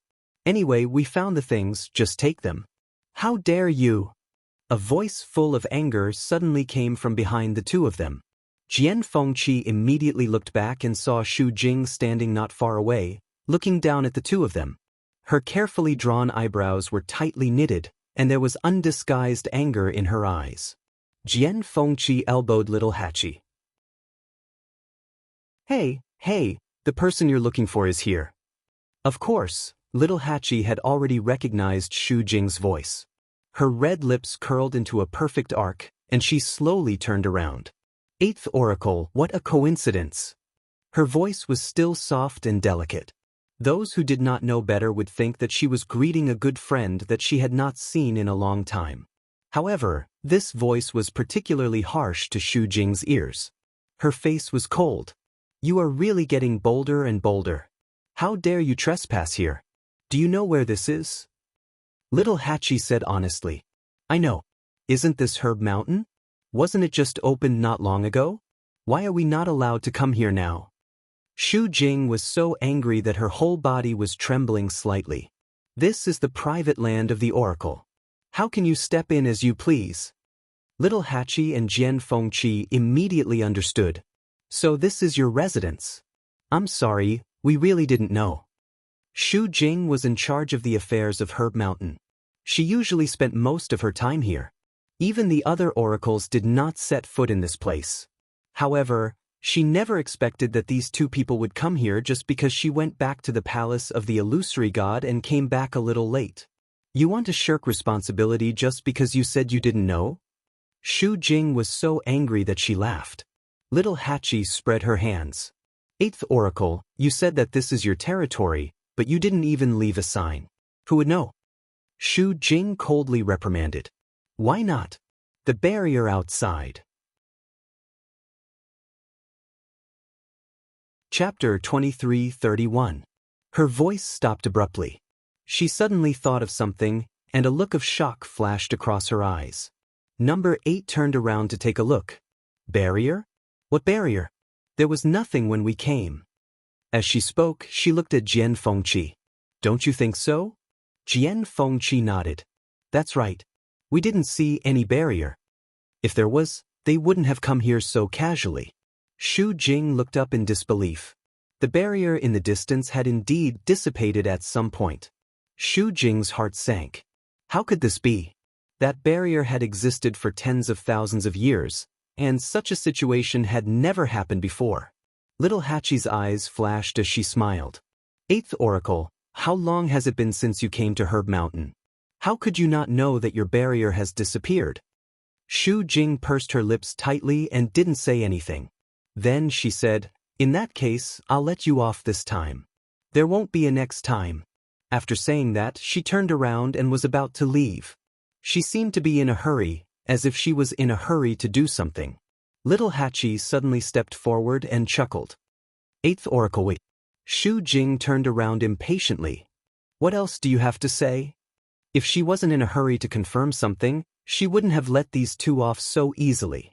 Little Hatchie said, it's not a big deal. Actually, it's not a big deal. I just have a few words that I want to talk to you about. Xu Jing frowned. What kind of medicine was this little 8 selling in his gourd? I don't have time to listen to your useless words. Xu Jing retracted her gaze and was about to leave. However, little Hatchie's words made her stop in her tracks. Eighth Oracle, I heard that you have been in charge of Herb Mountain for tens of thousands of years. Logically speaking, you should know every blade of grass, every tree, every mountain, and every river here the best. However, Eighth Oracle, you don't seem to be doing a very good job. These words completely ignited the long-suppressed anger in Xu Jing's heart. She abruptly turned around and questioned sternly, what did you say? The Herb Mountain was what she cared about the most. In the past few years, she had been trying to seize more rights, wanting to completely take Herb Mountain as her own, and so on. It was not difficult to see this point. Therefore, she would never allow anyone to question her in this aspect. Previously, it was the god monarch who had made a move. She was wary of him, so she obediently handed over all her authority. No matter how unwilling she was, she would never dare to go against that person. However, little Hachi was different. Who do you think you are? How dare you talk nonsense in front of me? Shu Jing was so angry that he didn't show any mercy with his words. Little Hachi was not annoyed. She raised her eyebrows and said, if the 8th divine emissary had cared about Herb Mountain in the slightest, then Herb Mountain wouldn't have ended up like this. Don't tell me you don't know that. Wind seeds and devil's snare that are more than 100 years old are all gone? Of course, Shu Jing knew. After all, she had kept a close watch on every single herb on Herb Mountain. However, she didn't care. So what? Then what about? Little Hachi repeated her words. The smile on her lips deepened, but a layer of frost gradually gathered in her eyes. She sneered. Heavenly treasures are extremely precious, but it is precisely because of this that they have to be taken care of carefully. In the end, you harvested all of them and didn't leave anything behind? 8th Oracle, even I understand this simple logic. How can you not understand it? The only explanation was that Shu Jing didn't think about taking good care of Herb Mountain at all. She just wanted to seize as many benefits as possible. Anyway, she definitely didn't lack herbs in her hands. As for the rest, she couldn't be bothered to care. Shu Jing was so angry that she laughed. She took a step forward and looked at little Hachi with contempt and ridicule. Since Herb Mountain is guarded by me, then it's not up to others to worry about these things. Whether Herb Mountain is good or bad, what does it have to do with you? Little Hachi's expression gradually turned cold. I know that you've recently broken through to Supreme Doctor and that it's time to show off. However, this illusory god palace doesn't lack a Supreme Doctor like you. Besides, you don't have a bloodline totem. Seeing the change in little Hachi's expression, Shu Jing was very pleased. During this period of time, she really had enough of all kinds of anger. She had long suppressed a stomach full of anger. Now that little Hachi had bumped into the muzzle of the gun, she naturally wouldn't let it go so easily. You and your arrogant and despotic master are just as annoying as you. You're just born lowly. Slap. Before Shu Jing could finish her words, her face was fiercely slapped. The loud and clear sound of the slap rang out, instantly freezing the surrounding space. Little Hachi had used all her strength in this slap, directly slapping Shu Jing's face to the side. It wasn't that she was weaker than little Hachi, but she really didn't expect little Hachi to suddenly make a move. Ever since Shu Jing became a god's messenger, she had always been high and mighty. When had she ever been slapped in the face like this? She covered the numb and painful half of her face and looked at little Hachi in shock and anger. Without thinking, she raised her hand to counterattack, slapping towards little Hachi's face. Little Adi clamped her wrist in a death grip. That pair of beautiful eyes, which had always been enchanting and seductive, was now filled with a biting cold. You dare to scold Master, I think you don't want to live anymore. Jian Fengqi, who was watching from the side, was also stunned for a while. My great aunt, you're really fighting with a god's messenger? Just as he was about to persuade her, he suddenly felt that something was wrong with the surroundings. He lowered his head to take a look. Ripples suddenly appeared on the surface of the stream. The surrounding grass and trees swayed without wind. An indistinct and powerful aura was gradually revealed. Chapter 23:32. Shock flashed across Jian Fengqi's eyes. This pressure seemed to be coming from little Hachi? But wasn't she the exalted god? How could she cause such a big commotion? However, Shu Jing was still angry and did not realize that something was wrong. She clamped down on little Eight's wrist and raised her hand to hit him again. The sound of something breaking through the air suddenly came, and a folding fan hit her wrist hard. Shu Jing felt the pain and subconsciously let go of her hand. She looked at Jian Fengqi angrily. You! Jian Fengqi hurriedly said. Oh, I'm so sorry. I wanted to stop little Hachi, but I didn't expect to hit you. 8th Oracle, are you okay? Shu Jing was furious. Jian Fengqi was clearly helping little Hachi. Could you two are really going to rebel? Little Hachi stared at Xu Jing. Her red lips curled into an enchanting smile, but her eyes were extremely cold. Oh, who did you say was going to rebel? Her voice was as soft and sweet as ever, but her tone now carried an indescribable majesty. Xu Jing's heart trembled as she subconsciously exchanged glances with little Eight. She did not know why, but when she met those cold and smiling eyes, she suddenly felt a strong sense of uneasiness. Those eyes seemed to be able to see through everything, straight to the deepest part of her heart. The bellflowers swayed, the stream flowed faster, and the waves surged. Little Hachi said, "Xu Jing, this herb mountain, you are not qualified to be in charge." Xu Jing was like a cat whose tail had been stepped on. She screamed, "If I'm not qualified, do you think you are?" Little Hachi did not say anything and just stared at her. The letter hanging from her waist began to tremble slightly. The words on it were rich and bright, as if they were about to burst out of it. "It seems that if I don't teach you a lesson today, you won't realize what you've done wrong." As soon as she finished speaking, Xu Jing's aura suddenly surged. However, little Hachi's face did not show any signs of panic. Instead, the corners of her lips curled into a mocking smile. Jian Fengqi glanced at her and the corner of her eyes twitched. How could little Hachi still smile at a time like this? She was really not afraid of offending Xu Jing. Jian Fengqi's figure moved, and he came to Xiaoba's side. He pulled her behind him and said softly, he whispered, "Little Hachi, you're too bold." With this slap, how would Xu Jing take revenge on her? How would she continue living in the future? Little Eight, on the other hand, brushed his hair behind his back and smiled enchantingly. "What's there to be afraid of? I'd like to see how she's going to teach me a lesson."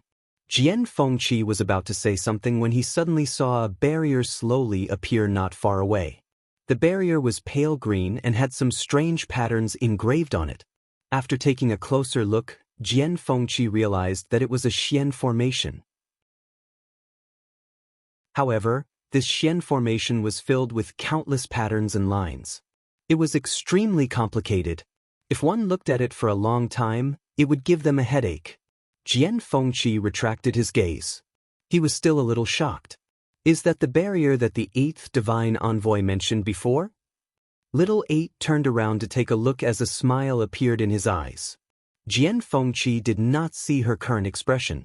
He was worried, but he still looked at Xu Jing. If it was a divine envoy, the two of them would definitely not be able to defeat him.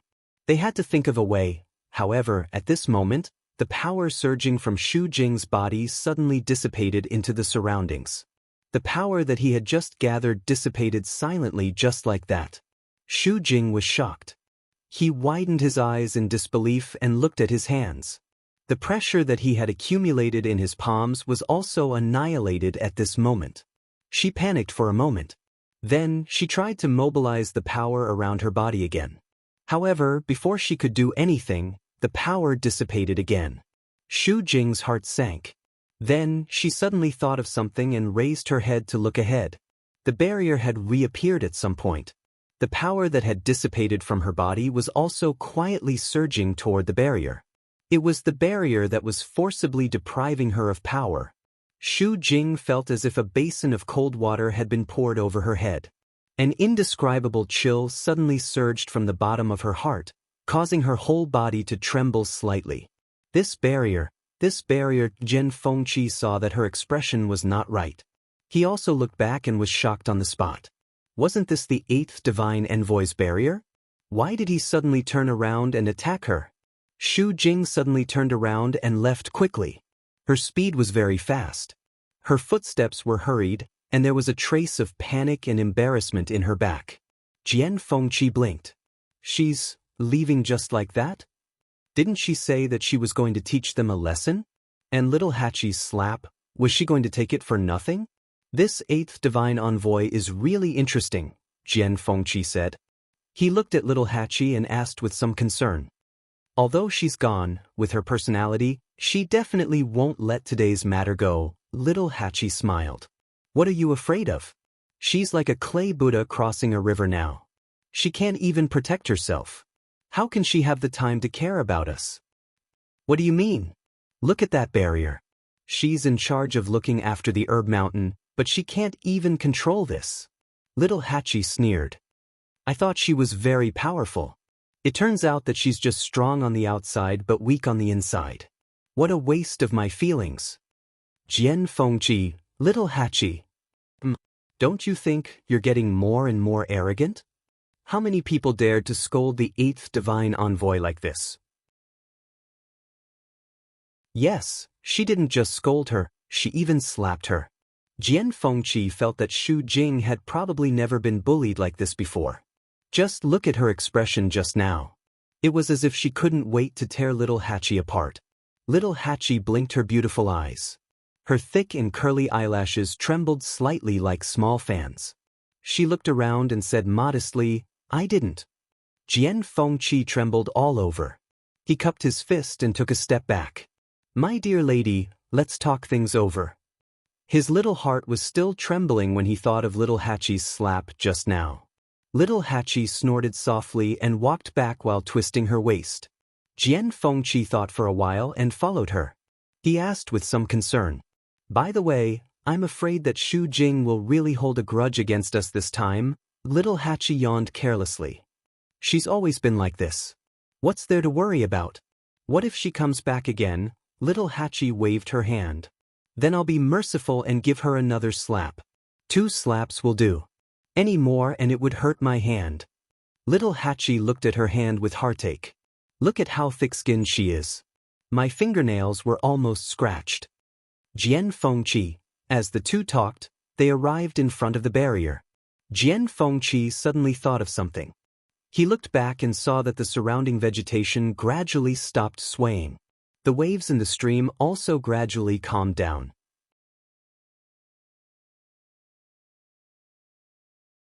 Chapter 23:33. Just like that, everything returned to normal, as if nothing had happened. He frowned and glanced at Little Hachi subconsciously. He wanted to ask something, but he didn't know where to start. What should he ask? Should he ask if the commotion just now had anything to do with Little Hachi? And the sudden appearance of this barrier, Jian Fengqi shook his head and dispelled that ridiculous thought. Xu Jing had said that this barrier had been here for a long time.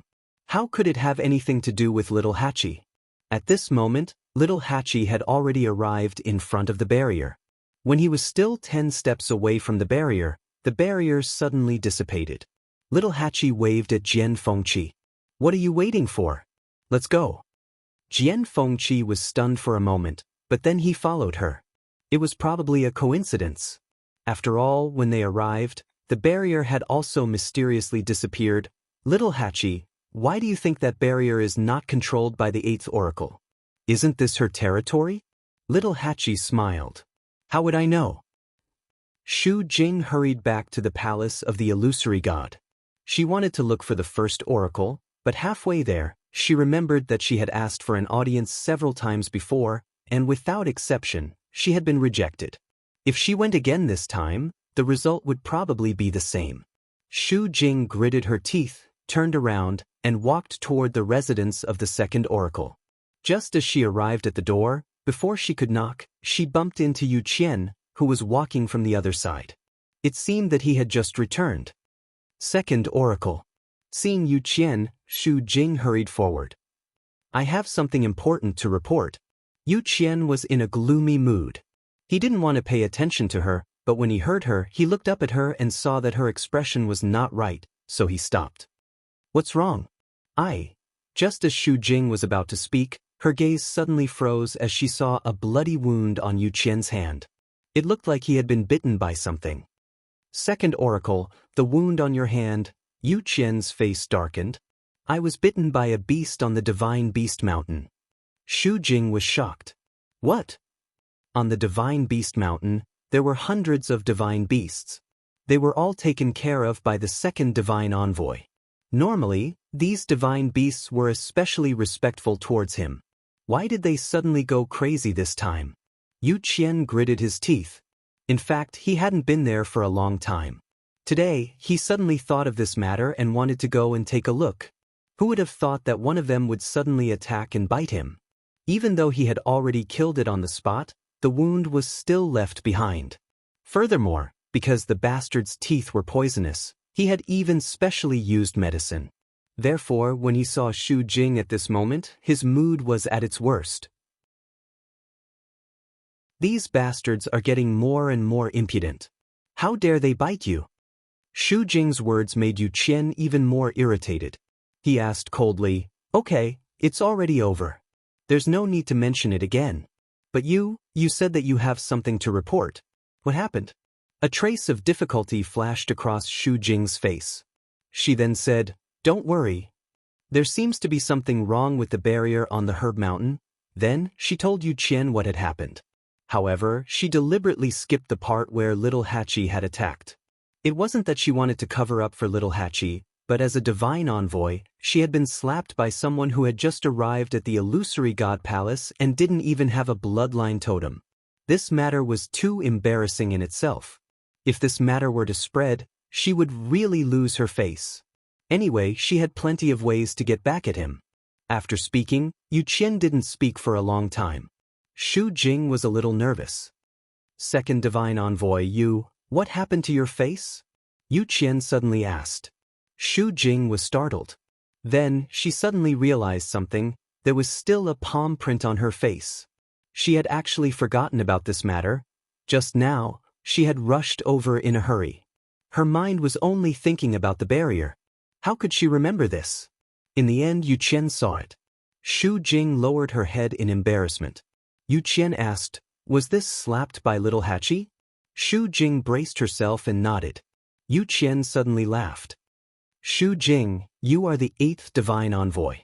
How could you be slapped like this? What are you doing?" Seeing that Yu Qian was angry, Xu Jing's heart skipped a beat. It's because she attacked too suddenly. I didn't check," and Yu Qian looked at her coldly. Xu Jing's remaining words were suddenly stuck in her throat. Her face was green and white. After a long time, she finally said, "Xu Jing is incompetent. You are indeed incompetent." Yu Qian didn't give Xu Jing any face. "You are the divine envoy. How could you be slapped by such a person? If this news gets out, the entire palace of the illusory god will be humiliated because of you." Xu Jing lowered her head and didn't dare to speak. "How did you deal with that Little Hachi?" She paused and lowered her head even more. Not yet. At that time, the barrier suddenly, "So, you were slapped, but you didn't do anything in the end. You just came back like this?" Yu Qian's eyes were opened. This was simply throwing the face of the divine envoy to the ground and letting others trample on it at will. Sensing his anger, Xu Jing clenched her fists, but didn't dare to say anything. At this moment, it was useless to say anything. She couldn't pretend that what had happened didn't happen. Even if she went back and killed that Little Hachi now, she had already suffered this slap. This humiliation was something that would never be erased. Yu Qian took a deep breath. "But that's not the most important thing. Xu Jing, after so long, you still haven't taken down that barrier?" Xu Jing's face turned pale, and her legs went weak. "In the past, you tried to control Herb Mountain and did a lot of dirty tricks in private. I didn't care much about it. Because in my opinion, it's not a bad thing for you to be ambitious. At the very least, it can help you solve the problem of the barrier more quickly and smoothly. But now, you used public power for private purposes. Not only did you alarm the emperor, but you didn't make any progress on the problem of the barrier at all. Xu Jing, you disappoint me too much." Xu Jing almost couldn't bear the series of accusations and reprimands. After a while, she finally managed to find her voice. "Second divine envoy, that barrier, I tried my best, but it's not like you don't know how difficult it is to deal with." Yu Qian looked down at her with indifferent eyes. "Of course I know that, but I've given you more than 10,000 years, and you still haven't solved it.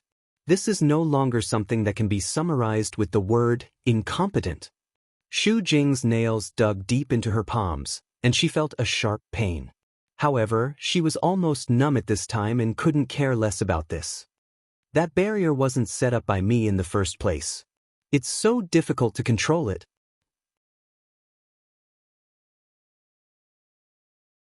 Chapter 23-34. On the other side, little Hachi and Jian Fengqi returned to their residence. As soon as they entered the courtyard, they saw a familiar figure. It was Yan Qing. Seeing little Hachi and Jian Fengqi come in together, Yan Qing stopped and took the initiative to speak for the first time. "You went to the herb mountain?" Little Hachi walked over with a smile. "Brother Yan Qing, how did you know?" Yan Qing paused and pursed his lips.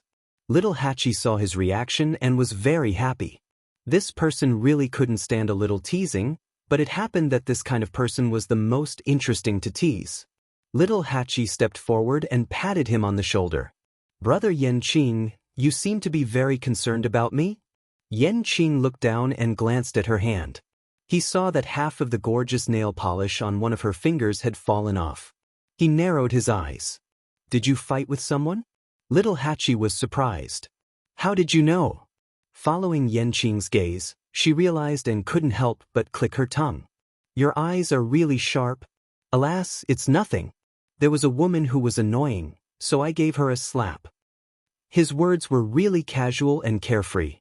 Jian Fengqi said faintly. "She slapped the 8th oracle, Shu Jing."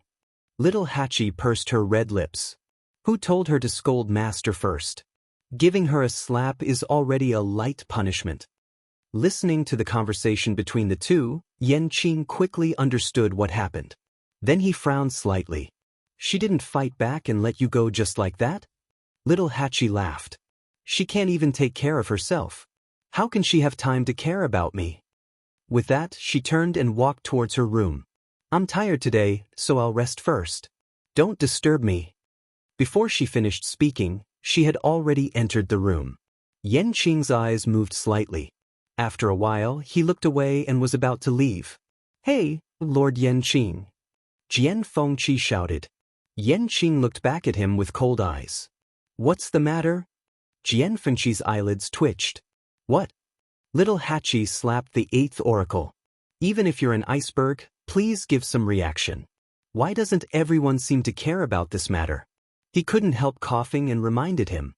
Little 8 really slapped the 8th divine emissary in the face. "I heard it." Yan Qing was a man of few words, and there was no change in his expression. Jian Fengqi choked and pounded his chest twice. Forget it, he couldn't afford to offend them. They're all really Hachis. Since everyone didn't care, why was he worries at this moment? A voice suddenly came from another room. "Don't." It sounded like something had fallen over. Jian Fengqi looked over and saw that it was Mu Hongyu's room. He hesitated for a moment, then walked over and knocked on the door. "Hongyu, what's wrong?" In the room, Mu Hongyu grimaced in pain as she stood up from the floor. Then, she held the chair up. "I'm fine." Hearing that her voice was full of energy, Jian Fengqi was relieved. He wanted to go in and take a look, but he gave up in the end. He knew that Mu Hongyu had been cultivating recently, trying to break through to the Mahayana realm as soon as possible. She would encounter some troubles and problems. It was a simple matter. After thinking about it, Jian Fengqi gave a few more words of advice before turning to leave.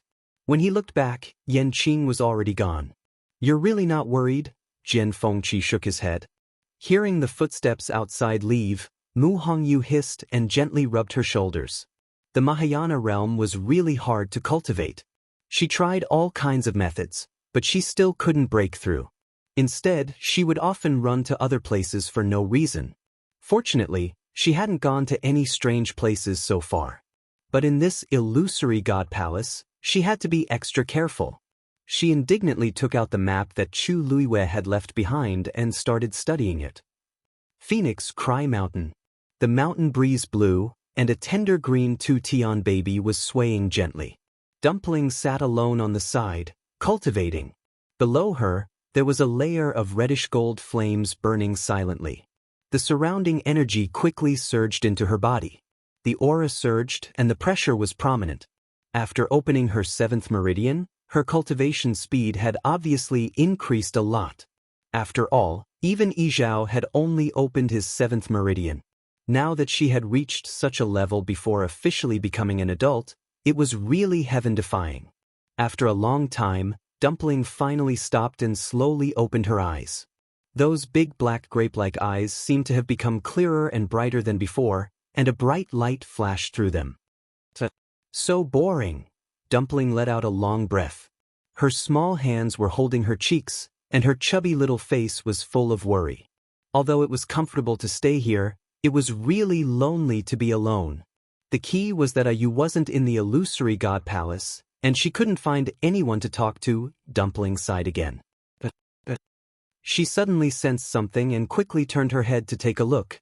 There was nothing behind him, nothing at all. Dumpling blinked. Strange. She clearly felt a pair of eyes looking at her just now. Dumpling's big eyes turned and retracted her gaze. She reached out and gently touched the 2 Tian baby's leaves. It grew very quickly here, and now it had 5 leaves. Verdant and tender, full of vitality. As if affected by it, Phoenix Cry Mountain seemed to be more lively than before. At the foot of the mountain, some green sprouts had already grown on the originally bare ground. Although it had just grown out not long ago, it looked exceptionally pleasing to the eye. When will I be able to open my 9th meridian? Dumpling muttered softly. In the past, she didn't care much about this matter. Even if she knew that she had the purest bloodline, she didn't think too much about it. But now it was different. Only by opening the 9th meridian could he save Grandpa Chief. Moreover, only by being strong enough could he protect Ayu. As she spoke, she suddenly struck out with a backhand attack. A cluster of reddish-gold flames flew out. Come out!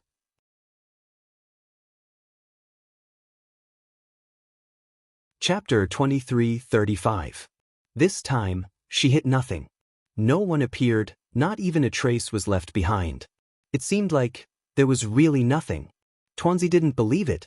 She stood up and ran over. Then she searched carefully in all directions. What? Running so fast? She could not help but mutter under her breath. She was sure that someone was watching her in the dark. Unfortunately, she could not find out who it was. She put one hand on her waist and shouted at the empty void in front of her. If you have the ability to secretly watch me, then don't be afraid to come out. No one responded. Dumpling pouted angrily. I'm going to be angry. Still, no one responded. Tuanzi was so angry that she turned around to leave and sat down again. Whoosh, as if sensing her anger, the energy of heaven and earth around Fengming Mountain suddenly surged quickly. In addition, the 2 Tian baby was also shaking, making the movement even louder. A reddish-gold flame suddenly burned not far in front of Dumpling. Puff puff. With the first one taking the lead, the rest naturally flowed smoothly. A few more bursts of flames erupted from the mountain rocks. Soon, these energies all rushed into Dumpling's body. They were purer and faster than the previous ones. Dumpling's entire body was quickly wrapped in flames, and her aura was constantly rising. She did not believe that when she was more powerful, she would definitely be able to catch the other party. God-slaying mound. Dark clouds gathered, and the sky was dark. Under the gloomy sky, the space distorted and turned into vortexes, crazily accumulating energy. And Chu Liwei was standing in the middle of these countless vortexes. She closed her eyes, and her slender white fingers plucked the void. The sound of the zither rose into the air.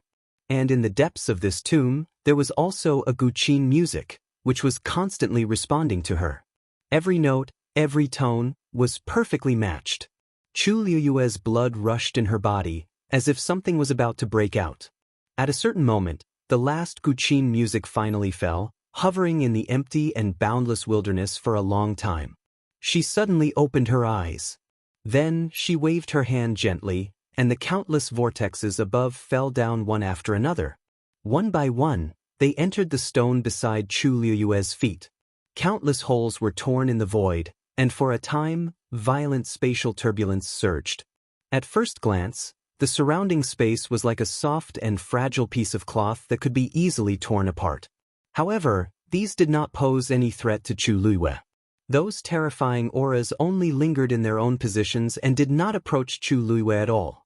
Of course, it was very likely that this was because the more terrifying part of the spatial energy was actually under her control. Chu Liwei raised his hand. A stone at his feet flew over and entered his interspatial ring. Then, the second piece, the third piece. Chu Luiyue was a little worried that the interspatial ring would not be able to withstand the power and pressure of these stones, but he was surprised to find that his worry was completely unnecessary. The interspatial ring didn't seem to be affected at all when the last stone entered it. It was silent, tolerant, and powerful. She stared at the interspatial ring and then said to Rong Xiu, "This ring is really much more powerful than I expected."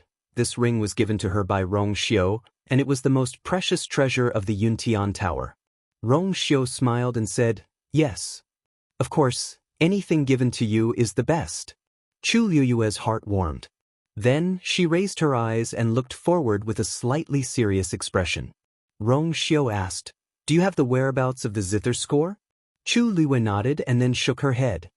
"Actually, if I'm not wrong, that zither score should already be in my hands." Rong Xiu raised his sword-like eyebrows slightly. Chu Luiyue pondered for a moment, as if she was thinking about how to explain.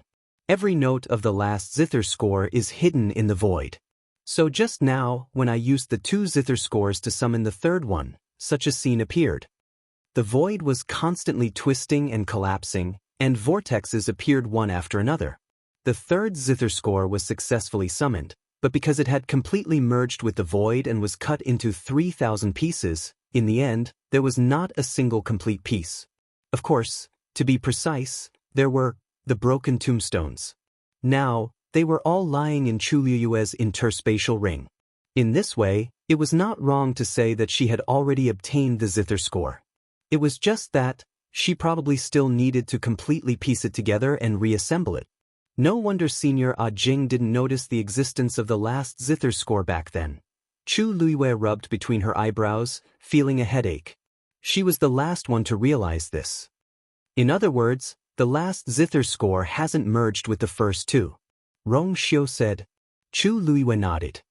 "I guess I need to wait until I can completely control these stones." However, those represented the power of 3,000 spatial forces. Even though she already had a close connection with these spatial powers, how could it be so easy to completely control them?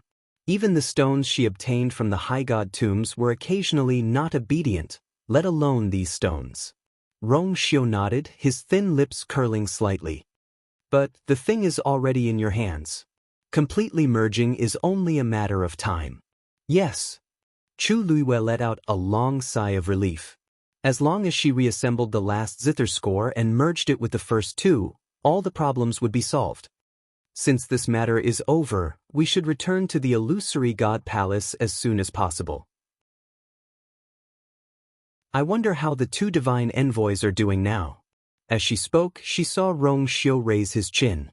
"I'm afraid we'll have to wait." Chu Luiyue followed his gaze and raised her eyebrows. Lu Feng and Qi Han were still in the same place, enveloped in divine territory, constantly devouring the power around them. And the aura around them was several times stronger than before. Chu Luiyue's eyes flashed as she murmured softly. "Are they about to break through to Venerable God? Digression, I'm going out today. I don't want everyone to wait, so I'll owe you one. Mwah."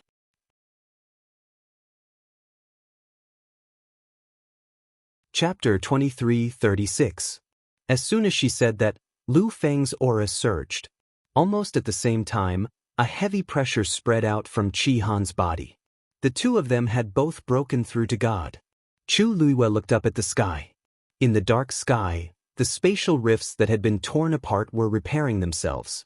But there was no Tianlei. Generally speaking, when one broke through to God, it would cause a huge commotion with the Tianlei. Those with greater talent and strength would even attract a golden Tianlei.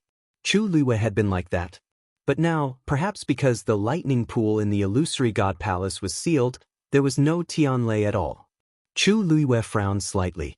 Although the 2 of them had successfully broken through to God, it felt like something was missing. After a while, the surging aura around Lu Feng and Qi Han finally calmed down. The 2 of them stood up. "Master!" Chu Luiyue's lips curved into a smile. "You 2 are really efficient." The threshold to God was not so easy to cross. For example, little Hachi showed no signs of breaking through until now. Not to mention that the energy here was chaotic. It was rare to be able to break through under such circumstances. You two should follow us back to the illusory god palace later, Chu Liwei said thoughtfully. When the lightning pool opens, we can temper our divine bodies. The two of them answered in unison. Chu Liwei looked ahead.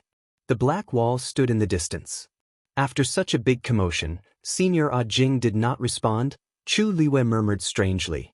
She wanted to go and take a look, but after careful consideration, Chu Liwei dismissed the idea. Senior Jing was powerful. If he did not plan to come out, he must have his own considerations. She did not need to disturb him. Chu Liwei made up her mind. Back to the illusory god palace. After making the decision, the group quickly returned. Since Lu Feng and Qi Han had broken through to the god realm, they moved very quickly. It didn't take long for them to arrive at the shore of the illusionary god ocean. Unlike the bustling atmosphere in the past, this place was completely empty. At a glance, there was only a tall man standing with his hands clasped behind his back. This back view looked somewhat familiar.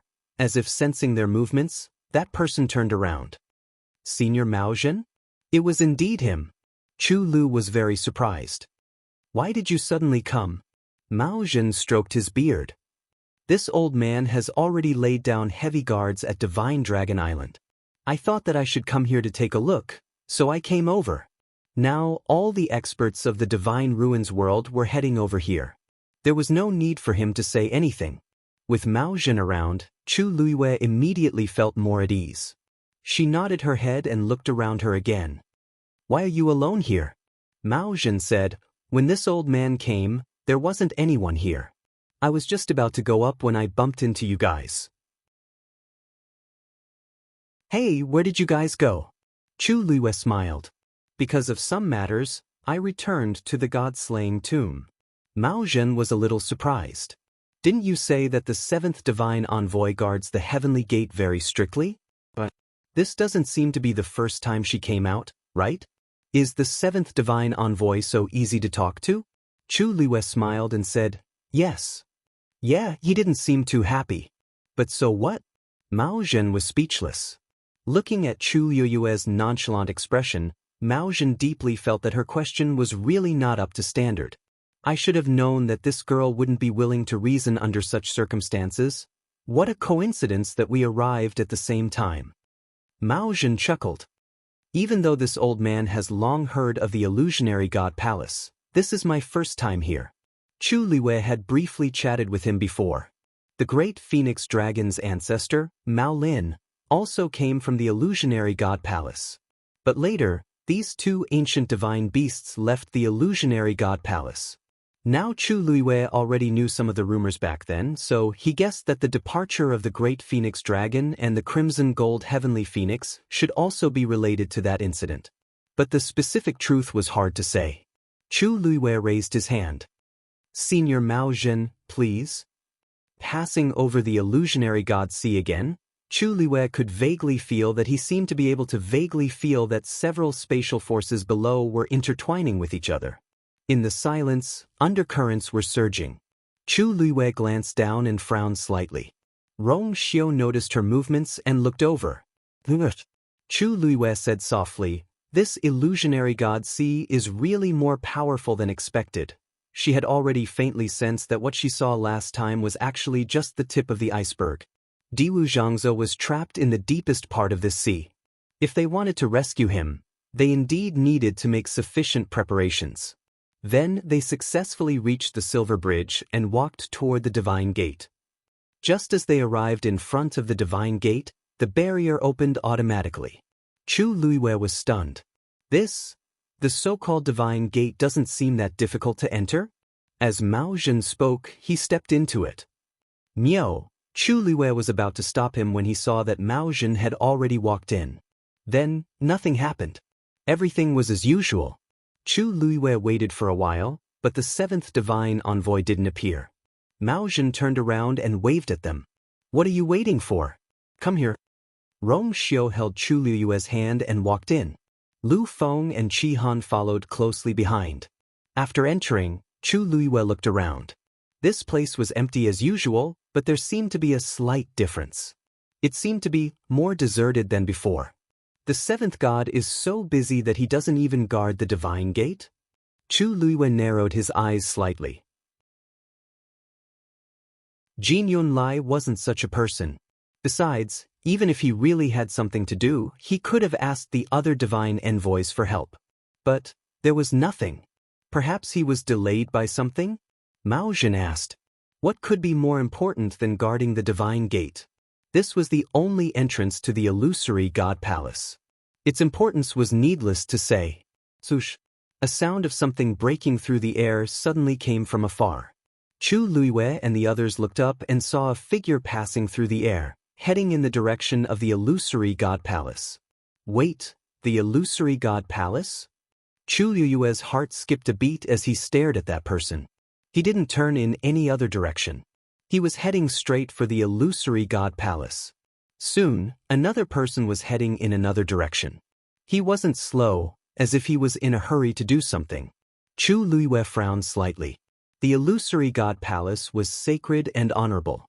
Most people here could only look at it from afar. What was going on this time? Chu Luiyue hesitated for a moment and said, "Let's go and take a look."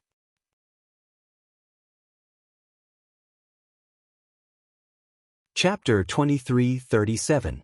They followed the star path to the palace of the illusory god. The deeper they went, the stranger Chu Luiyue felt. In the past, both sides of the star path were quite lively, but now it was deserted. It was really strange.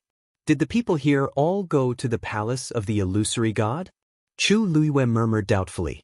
As soon as he finished speaking, he bumped into an acquaintance. Senior Xiao Ran? Seeing that familiar figure, Chu Luiyue immediately spoke. Xiao Ran had his arms crossed and was walking over lazily. When he heard this voice, he immediately turned around. He smiled when he saw Chu Luiyue. Just as he was about to say something, he saw Mao Zhen and the rest from the corner of his eyes. He had seen Rong Xiu before, but the other three were extremely unfamiliar. His heart skipped a beat and he guessed something. These few came with you this time? Chu Luiyue nodded and then introduced them. Senior Xiao Ran, this is Senior Mao Zhen. Hearing this name, Xiao Ran's expression changed slightly. Great Phoenix Dragon Clan? Senior Mao Zhen is the clan leader of the Great Phoenix Dragon Clan. Chu Luiyue explained. Xiao Ran thought to himself. He felt that this person looked unusual just now, but her identity still surprised him. So it's clan leader Mao Zhen. Xiao Ran smiled and cupped his hands, but his heart was filled with emotions. This little girl was a bit too powerful. First, she made an agreement with the young master of the Crimson Gold Sky Phoenix clan. Now, it seemed that she had a good relationship with the clan leader of the Great Phoenix Dragon Clan. It was difficult for ordinary people to even see an ancient divine beast, but she had a good relationship with both clans at the same time. Except for the fact that she didn't have a bloodline totem, everything else was really heaven-defying. As he spoke, he looked at Lu Feng and Qi Han behind him. These two, they looked very young, but they were already gods. Chu Luiyue glanced back. The two immediately bowed. Lu Feng, Qi Han, greets Senior Xiao Ran. Xiao Ran was very surprised. These two are also your subordinates? Chu Luiyue nodded. Xiao Ran was speechless. It was one thing for her to become a god at such a young age, but her subordinates were all so powerful as well. How could he let others live? Were these people really ordinary people from the Divine Ruins world who didn't even have a bloodline totem? Xiao Ran felt a sense of crisis and defeat. Chu Lu asked, Senior Xiao Ran, where are you going? I just saw that some people seem to be heading towards the palace of the illusory god. Xiao Ran said, Of course I'm going to watch the show. Oh, that's right. You guys just came back, so you don't know yet. The Divine Lord is going to help the sixth Divine Envoy reconstruct his divine body. This kind of thing was hard to come by in 10,000 years, so everyone passed by. It was just a short sentence, but it contained too much information. Chu Luiyue's heart trembled violently. Divine Master. If he didn't guess wrong, wasn't that the Lord of the Illusory God Palace? The Divine Master is coming out? No, Xiaoran said. The Divine Master is in charge of the palace of the illusory god and is extremely sacred. Other than the divine envoys, no one can see him. Besides, the Divine Master is extremely powerful. Even if he doesn't come out of the palace of the illusory god, it's easy for him to rebuild the divine body of the sixth divine envoy. Chu Luiwei pursed his lips and felt a bit disappointed. But when he thought about it carefully, it was actually normal. Even the palace of the illusory god was so difficult to enter, so the Divine Master was naturally even more difficult to meet. But if this was a small matter for the Divine Master, he could have done it in private.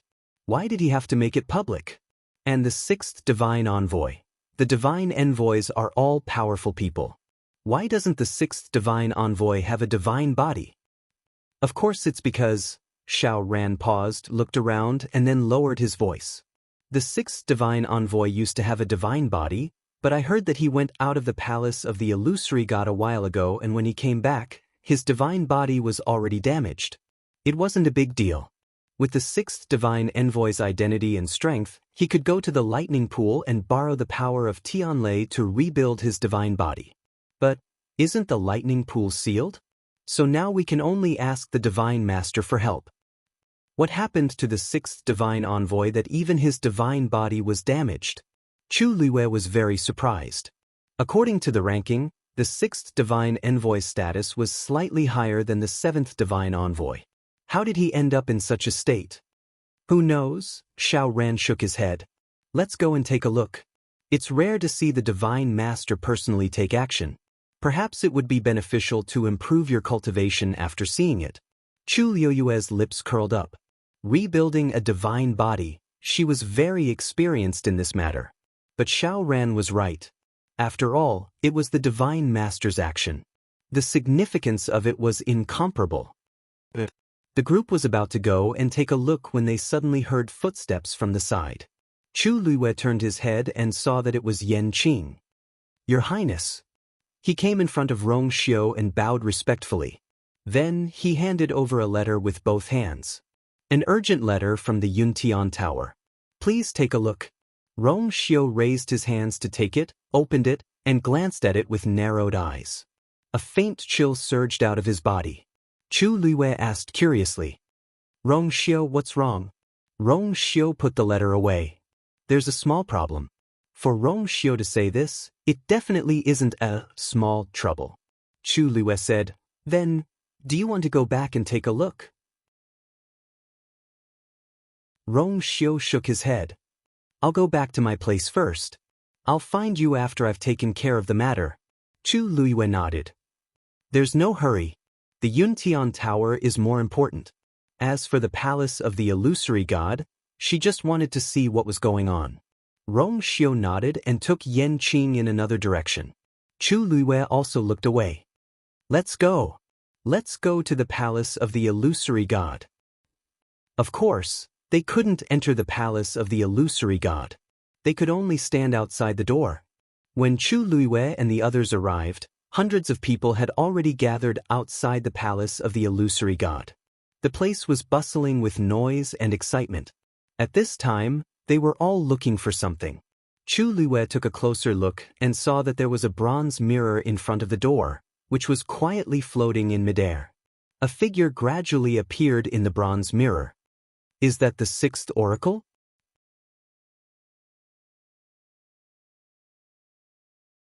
Chapter 23:38. Someone asked. That shouldn't be the case.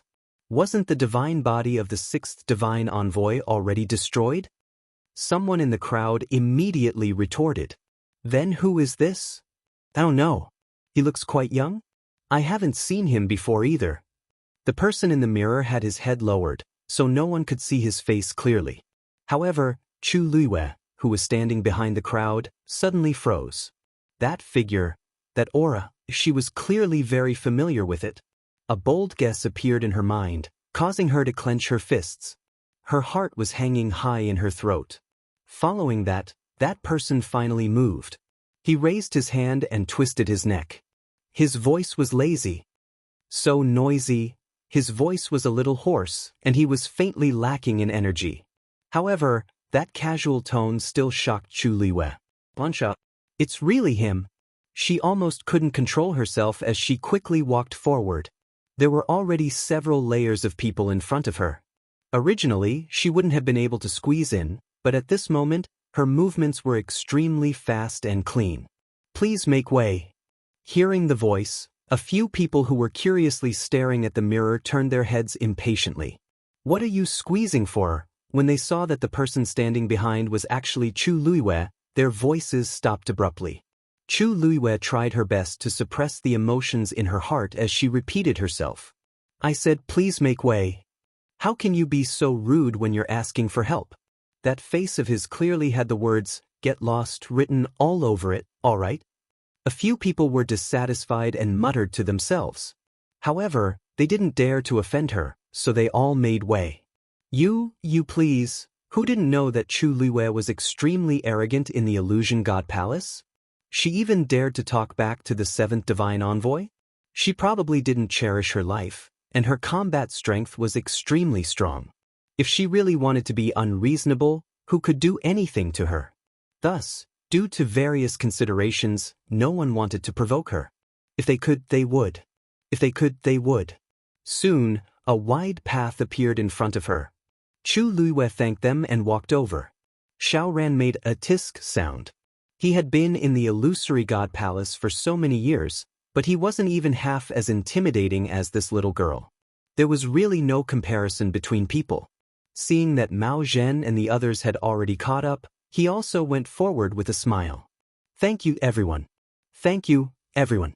Many people around were secretly annoyed when they heard this, but they could only endure it. There was nothing he could do about it. There were some people he could not afford to offend.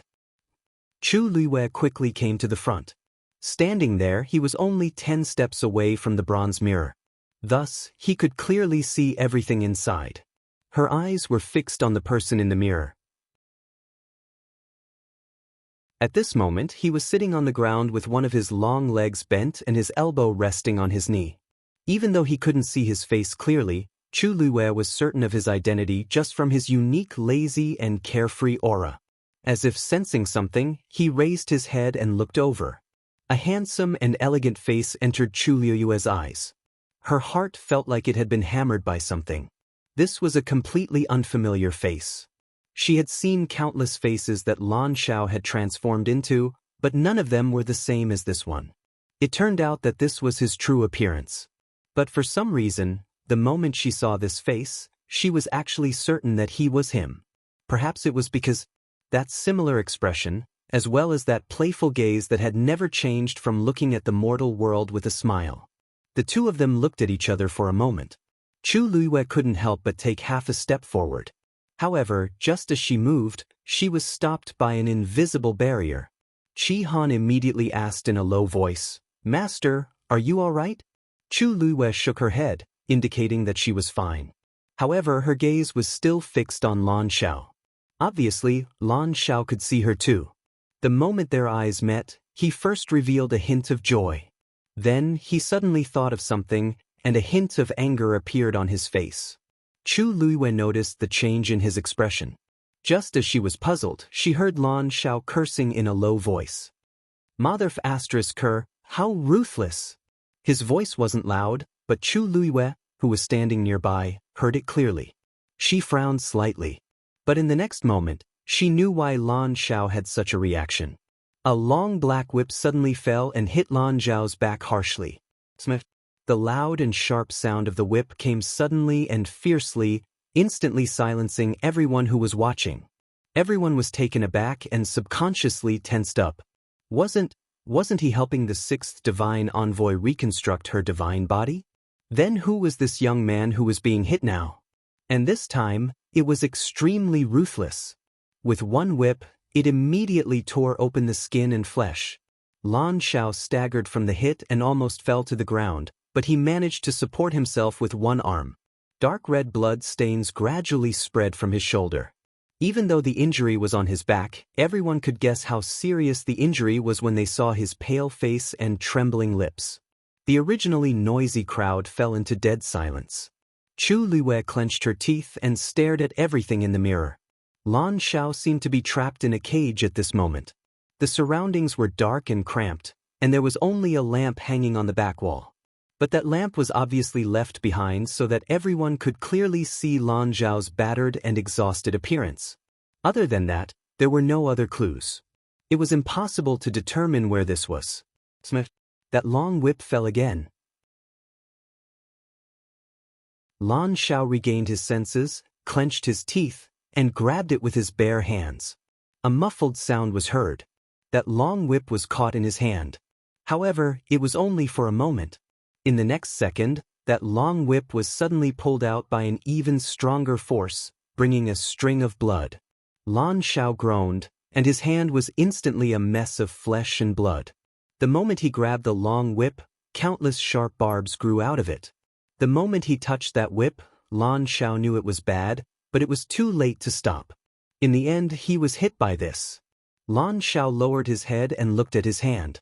The wound was badly mutilated, and it was so deep that his bones could be seen. Blood seeped out from the corner of his lips. He licked his lips, and the rich, sweet, and fishy taste made his heart even more frustrated.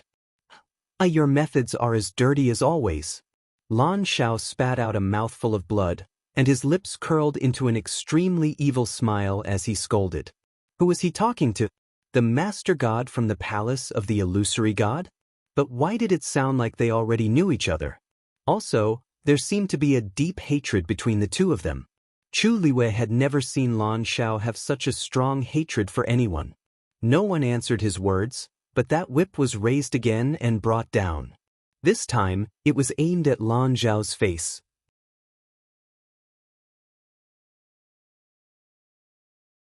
Chapter 23:39.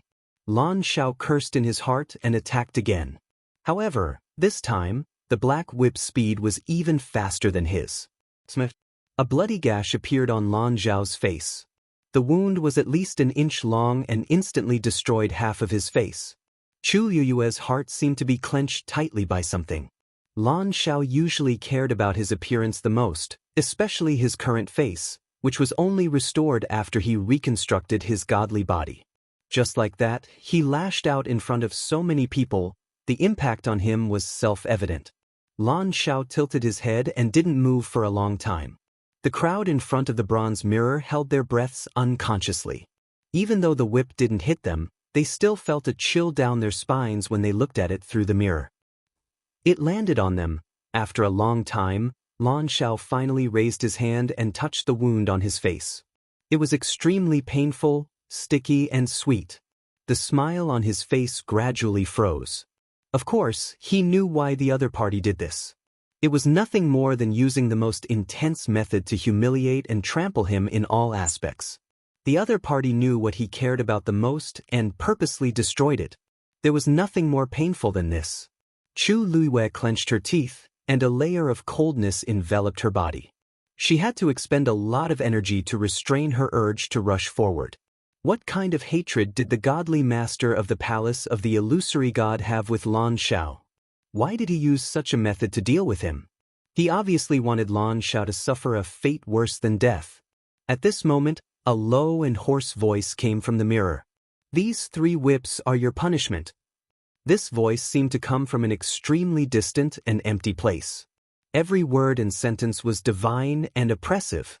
Chu Luiwei widened her eyes instantly, and shock flashed across her eyes.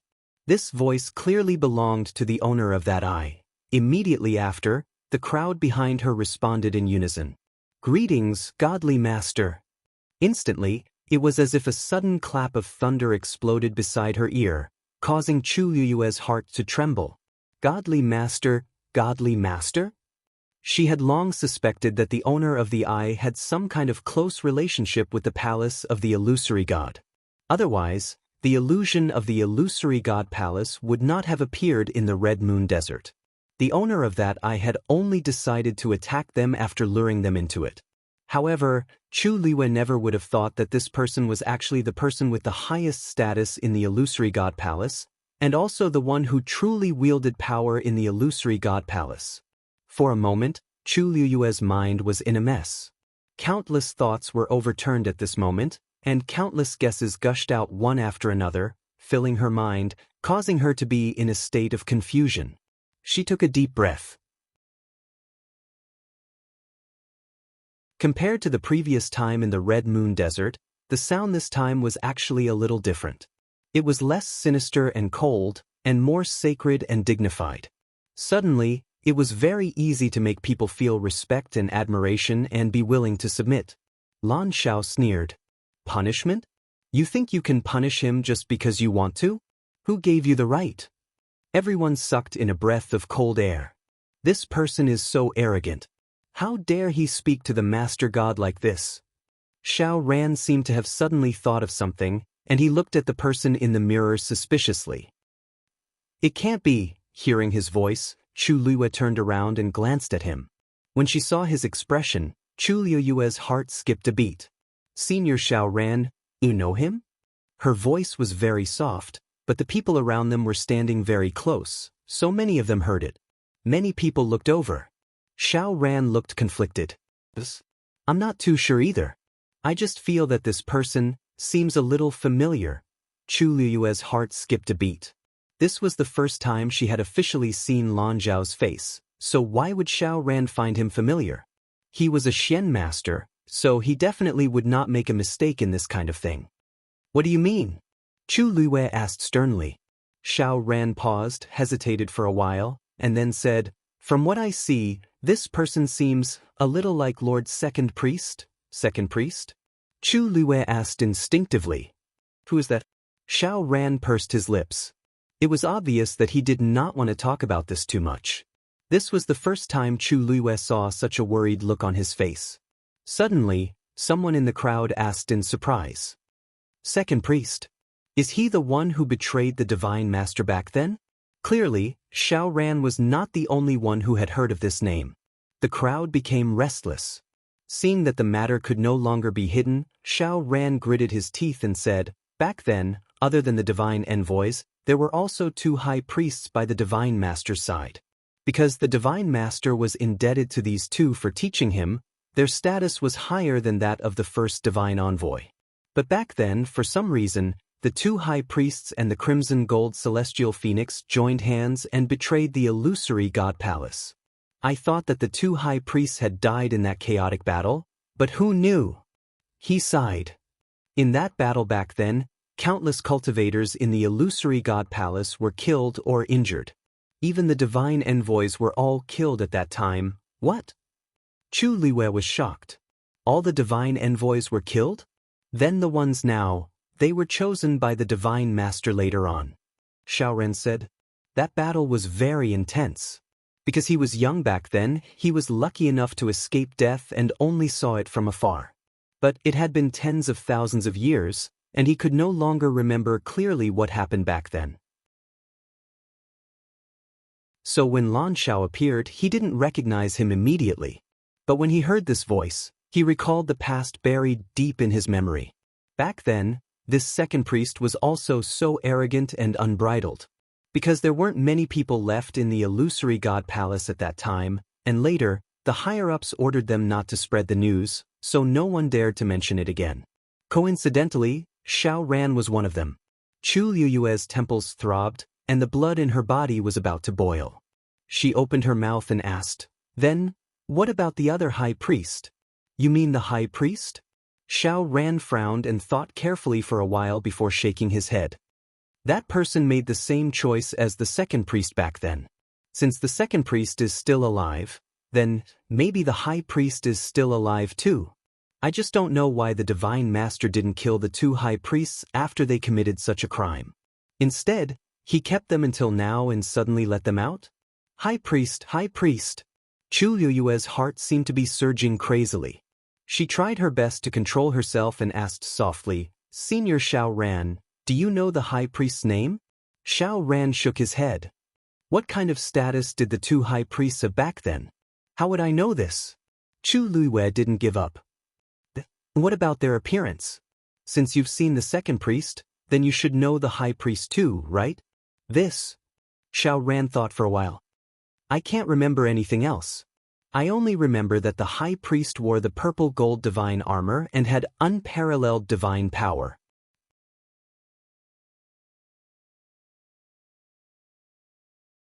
Chapter 2340. In an instant, Chu Liyue's brain buzzed. Purple gold? Godly armor? She murmured subconsciously. Then she lowered her eyes and looked at the interspatial ring on her hand.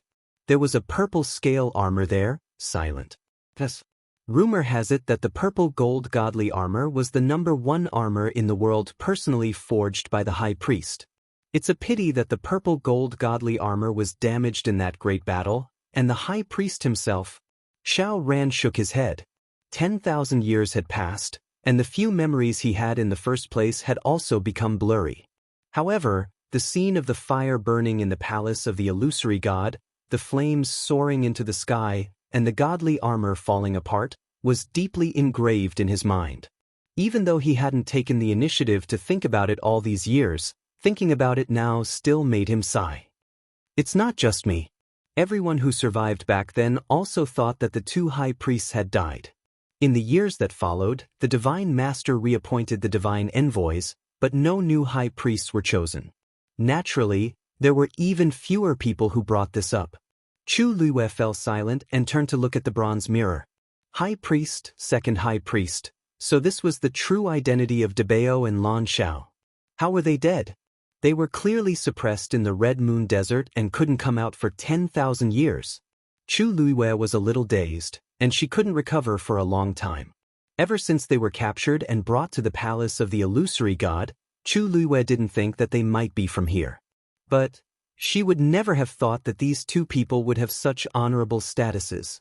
Then, other than the 2 of them, what about Xianxia?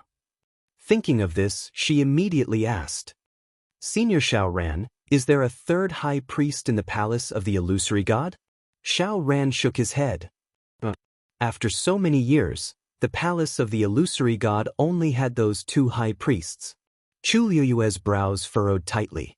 If Xianxia wasn't a high priest, then what was his identity? Why was he imprisoned in the same place as Dabao and Lan Xiao? She faintly felt that she seemed to have touched on some long-buried truth, but at the same time, there were many questions in front of her, making it difficult for her to distinguish. She clenched her fists and took a deep breath. Only then did she gradually feel her strength recover a little. The amount of information she had just received was simply too much, causing her entire body to go numb. Seeing that Chu Liyue's expression didn't seem right, Xiao Ran asked worriedly, What happened to you?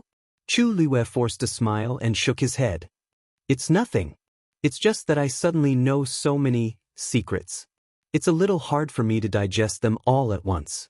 Xiao Ran immediately understood. This was normal.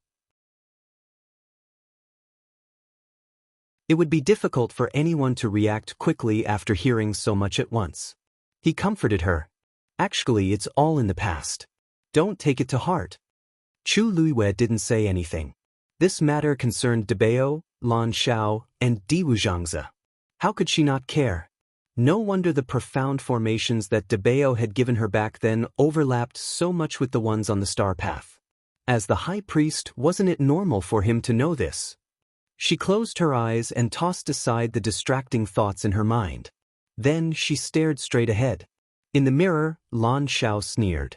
He could hear what they were saying. His reaction had already explained everything. Lan Xiao, you betrayed the palace of the illusory god back then, which was a capital offense. On account of our many years of friendship, I didn't take your life. I thought that 10,000 years would be enough for you to reflect, but now it seems that you're still as stubborn as ever. Since that's the case, today, I'll use your divine body to reconstruct the divine body of the 6th divine envoy. This way you'll die a worthy death. That voice was still dignified. Every word and sentence was like a holy judgment. Lan Xiao sneered and scolded, Bah! I don't have any **T relationship with you. Don't **King flatter yourself. Oh, right, I almost forgot. You don't have a face. Smack! The black whip suddenly lashed out. After this whip flew out, it actually wrapped tightly around Lan Xiao's right arm. Drops of blood seeped out. Lan Xiao's facial features were distorted for a moment, and his face became even paler. It was obvious that this had caused him great pain. However, he actually endured it and didn't even let out a cry of pain. Chu Liuyue's heart was in her throat. That person wanted to use Lan Xiao to reconstruct the divine body of the sixth divine envoy. What kind of method would that person use? After all, Lan Xiao's divine body was also reconstructed with great difficulty. Suddenly, her eyebrows twitched. Wait, there were 5 golden tianlei in Lan Xiao's body. Previously, Xiao Ran said that the lightning pool had been sealed, so the divine master wanted to do it personally. Then, this time he actually wanted to forcefully take away the power of the tianlei in Lan Xiao's body and let the sixth god use it. Right at this moment, a figure suddenly appeared beside Lan Xiao without a sound. The sixth divine envoy. Someone in the crowd exclaimed. Needless to say, Chu Liwei could also tell that this translucent figure was the sixth divine envoy. But why did it look strangely familiar? Chu Liwei subconsciously frowned. At this moment, the sixth divine envoy suddenly turned his head. That was a face that Chu Liwei would never forget no matter what. Her heart pounded as she blurted out in shock. Emo Shiqian.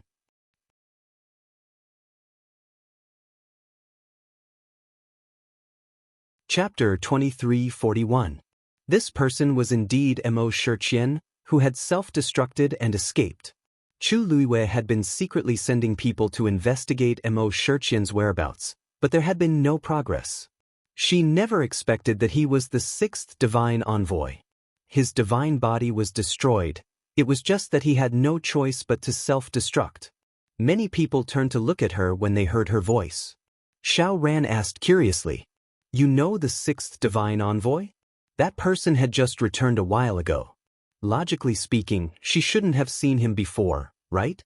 And looking at her, it was obvious that she knew him long ago. Chu Liwei pursed her lips tightly.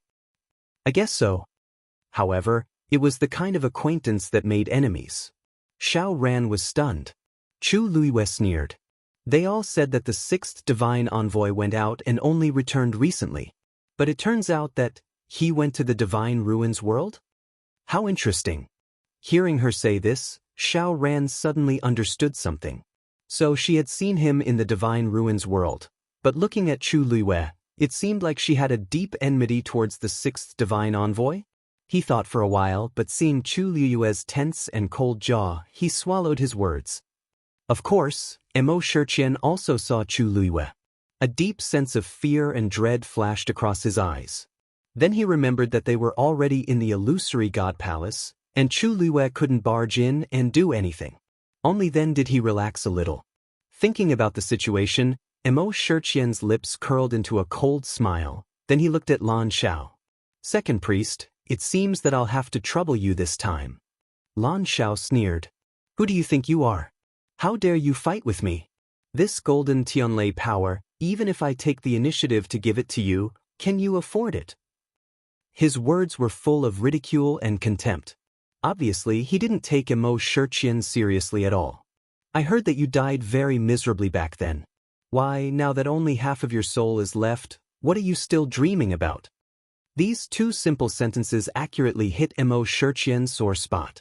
Firstly, his status was indeed incomparable to Lan Xiao's. Secondly, as a god's messenger, he was forced to self-destruct and escape by Chu Liwei. It was indeed embarrassing if word got out. After all, at that time, Chu Liu's cultivation level was actually lower than his. Of course, this was also because a portion of his memories and strength had been sealed at that time. It was only after returning to the illusory god palace that he finally recovered. However, this only made him even more terrified. Because only at that moment did he realize what he had done in the past and offended those existences that he shouldn't have offended. After returning, Emo Shiqian stayed in his room for a long time. He was always on tenterhooks, afraid that the punishment would come. But for some reason, after such a long time, there was still no movement at all. And now, the God Lord wanted to help him reconstruct his god body. He finally calmed down. This also meant that the God Lord had made up his mind to protect him. Therefore, when he saw Chu Liwei now, Although he still felt fear subconsciously, he wasn't too worried. After all, everything he did was to help the God Lord snatch the Guqin score. Thinking of this, Imo Shiqian felt more confident. Second priest, when you betrayed the God Lord and the illusory God Palace, you committed a capital crime. It's already the God Lord's mercy that you're still alive today. But not only are you ungrateful, you're also arrogant and don't have any remorse. What right do you have to criticize me? Lan Zhao's eyelids twitched. Dog, you're ugly enough. Don't talk so much so that you don't dirty my ears. You, Imo Shiqian was instantly enraged. No one would be happy to hear such words. But his rationality was still there. He knew that the more it was like this, the more he couldn't make a scene. Anyway, the God Lord and so many people were watching. This Lan Zhao could only be punished and humiliated. No matter how good his words were, the punishment and torture that he deserved would not be any less. Rip, there was the sound of clothes tearing. It was that black whip that wrapped around Lan Zhao's arm, and with a sudden tug, it tore his sleeve into pieces. Under the tattered clothes, there were bloody wounds. Lan Zhao cursed, and blood flowed out of the corner of his mouth. Chu Liuyue's heart trembled. That person planned to tear Lan Zhao's arm off just like that. The 5 golden Tianlei turned into his limbs and essence core, which helped him reconstruct his divine body. Now that the power of the Tianlei was forcefully extracted, then Chu Liyue didn't dare to think about it anymore. Her mind spun wildly as she kept thinking. What other way could she save Lan Zhao? Countless thoughts appeared in her mind, but she rejected them. How could this be so easy? The person who wanted to harm Lan Zhao was the God Lord of the illusory God Palace.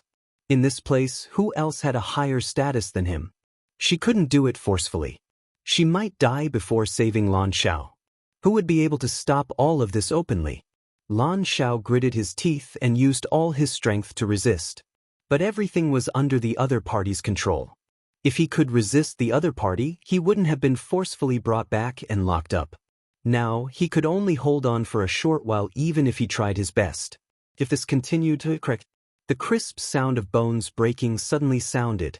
That arm of Lan Zhao's suddenly presented an extremely strange posture.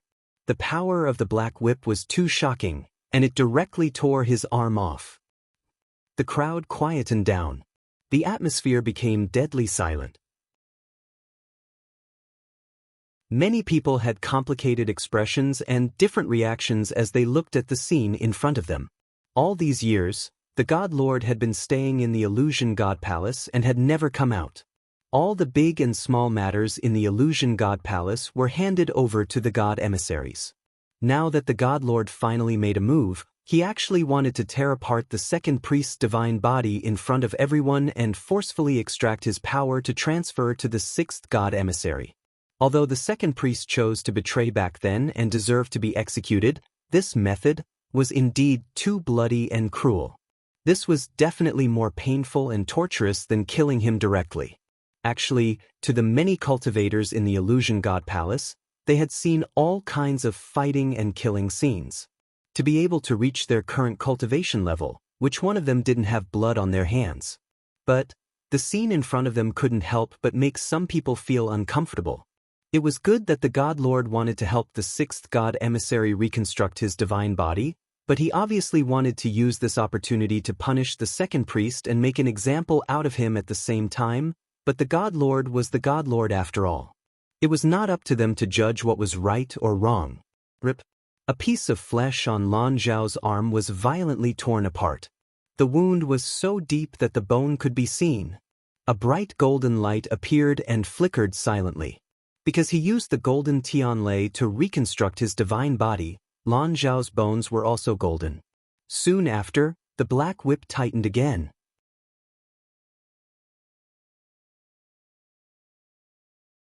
Chapter 2342. At this moment, a stream of light suddenly broke through the air. Chu Liyue heard the noise and looked up instinctively. It was actually a golden stream of light. It was dazzling, holy, and powerful. It was wrapped in a heavy pressure, causing people to unconsciously feel reverence and submission. In an instant, the stream of light fell into the palace of the illusory god. Then, Chu Luiwei and the others saw that the black whip that was tightly binding Lan Zhao's arm was suddenly covered by the golden light. In the next moment, the black whip seemed to have encountered something terrifying and quickly retreated. When Xianxia saw this scene, a deep look of shock flashed across his face. He took a few steps back uncontrollably and almost fell to the ground. He looked like he was in a sorry state. Lan Zhao's tense body suddenly relaxed. When he saw the golden stream of light, he closed his eyes and finally heaved a sigh of relief. Finally, he made a move. Everyone was shocked by this sudden scene. What was going on? Someone made a move and forcibly stopped the Divine Master? That low and hoarse voice contained a trace of suppressed anger as it asked in a deep voice, "What's the matter? Emperor, are you trying to interfere with the palace of the illusory god?" Instantly, this voice spread far and wide and clearly fell into everyone's ears. Almost everyone's face was filled with disbelief. Chu Luiwei was also shocked. Emperor? It was actually this person who made a move? Xiao Ran, who was beside him, murmured, "How is this possible? Didn't the emperor never get involved in these things? How come this time?" Chu Luiwei's heart skipped a beat. He looked at Xiao Ran and asked seriously, "Senior Xiao Ran, what is going on? What is the emperor's identity? Since he is so respected, why can't he interfere with the palace of the illusory god?" Xiao Ran took a deep breath and explained, "Because he is not the master of the palace of the illusory god. The emperor's status is indeed unparalleled because he is the one who inherited the heavenly Tao and controls thousands of deities in the world. Even the Divine Master can't be compared to him. Even the Divine Master was personally enlightened by the emperor to ascend to the heavens and become a deity. However, the monarch has never cared about anything. Even when the palace of the illusory god caused a ruckus, the monarch didn't interfere, right? However, I don't know what happened today, but it actually alarmed the emperor. His intention for stopping the Divine Master in front of so many people was obvious." Chu Luiwei's mind was full of thoughts.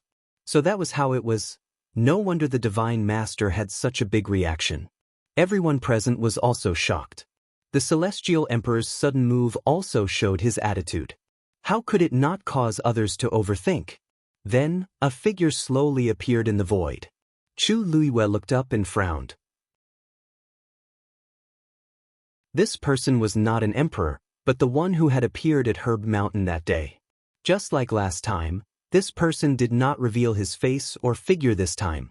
He only said indifferently, "The emperor had no such intention." Today, he acted only to punish the sixth divine envoy. As soon as he finished speaking, the bronze mirror fell into a dead silence. Xianxia's legs went weak and he looked panicked. He almost knelt on the ground. "It's coming. It's still coming. What did the sixth oracle do wrong?" After a long while, the Divine Master spoke. However, the anger and forbearance from before seemed to have dissipated a lot. The man chuckled. What did he do wrong? Those who should know clearly know. The Divine Master said no more. Chu Luiwei's eyes flashed. There was a deep meaning in his words. Xianxia had done a lot of things in the world of divine ruins. This Divine Master obviously knew about it. Yes, the first divine envoy had sent Jiu Long and Xiyan, two divine envoys, to the god-slaying tomb to find the last Guqin score. It was obvious that the Divine Master wanted it. In this way, all the things that Xianxia had done to her could be explained. But this seemed to have angered the emperor? Xianxia can't be the sixth divine envoy. Since that's the case, why waste time and energy to reconstruct his divine body? That person laughed. Now that the emperor wants his life, you want to fight with the emperor? After a long while, that low and hoarse voice finally sounded. I don't dare. But the second priest's identity is special, especially to the palace of the illusory god. You don't need the emperor to remind you of this, right? Of course, if you insist, you can continue. But someone has to bear the consequences. It was so quiet that one could hear a pin drop. Chu Luiwei finally heaved a sigh of relief. It seemed that he didn't intend to interfere in Lan Zhao's matter, but in fact, he had blocked all paths. The Divine Master of the palace of the illusory god had no choice. Lan Zhao's life, was saved. Sure enough, after a long silence, that voice said, "Since this is the emperor's intention, then, let's forget about it." But the second priest's mistake back then cannot be forgiven. He will still be detained in the palace of the illusory god and never be released. Lan Shao cursed and sneered. "Don't worry. I've lived longer than you. Wasn't it just enduring?" He had endured so many years. What was this short time? Sooner or later. The next moment, that golden light flew out and easily trapped Mo Shiqian. Everyone only heard a short and hurried scream. Then, Mo Shiqian's figure disappeared. All that was left was a streak of golden light that flew out from within. The figure in the void raised his hand and caught that light. Then he left without hesitation. Almost at the same time, the bronze mirror floating in the air also flew out quickly and disappeared behind the door of the palace of the illusory god. The commotion ended abruptly just like that. Everyone didn't even have time to figure out what had happened before they realized that everything had calmed down. Many people looked at each other. Clearly, they hadn't digested what had just happened. Chu Luiwei rubbed his forehead and sighed softly. No matter what, Lan Shao had escaped. Also, after this incident, the divine master of the palace of the illusory god shouldn't do anything similar to him anymore. It wasn't hard to tell from the words just now that Lan Shao had a trump card that made the other party wary. As for what it was hard to say, but it was still a good thing. I wonder how Mo Shiqian offended the emperor. He was actually stripped of his position as the sixth divine envoy? Xiao Ran murmured strangely. Chu Luiwei clenched his fists. Because he was too nervous just now, his hands were cold and numb. Only now did they recover slightly. The commotion is over. Let's go back. At the same time, the divine envoys in the palace of the illusory god all had different reactions when they heard what had happened to Mo Shiqian. Bang! She swept all the things on the table to the floor with a single sweep. This Mo Shiqian, how dare he lie to me?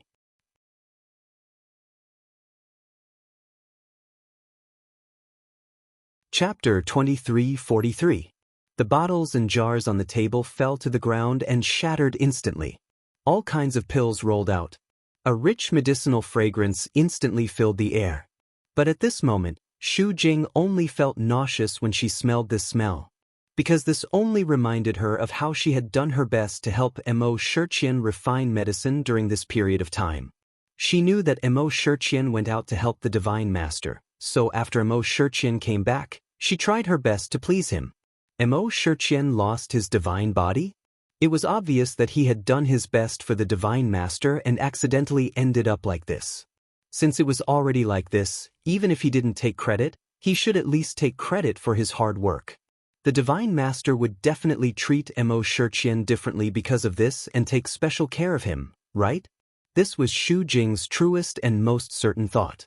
She was ranked 8th and did not have an advantage. Some time ago, she had angered the emperor. Not only did she lose control of the Herb Mountain, but she also almost lost the position of the 8th divine envoy. Of course, she needed to rope in a backer. The 6th divine envoy, Mo Shiqian, was the person she chose. Although his ranking was not at the top, he was still stronger than her. Moreover, he had damaged his divine body for the divine master. Once he recovered, wouldn't his future be limitless? The other divine envoys were all capable. They knew that she was already disliked by the emperor, so why would they come to her side? Therefore, after many considerations, only the 6th divine envoy was the best choice. Even if Mo Shiqian was gloomy and suspicious and spoke rudely several times, she endured it. She only wanted to wait for him to reconstruct his divine body so that he could be of help. Later, when she heard that the divine master would personally make a move, she was even more delighted. This meant that Mo Shiqian's status on the divine master's side was definitely not low. Therefore, early in the morning, she began to wait excitedly. Who knew that after waiting for so long, not only did Mo Shiqian not reconstruct his divine body, but she also received the emperor's punishment. Mo Shiqian's position as the divine envoy was revoked and he was even taken away. Even a fool would know that what awaited him was only a dead end. And all her previous thoughts were in vain.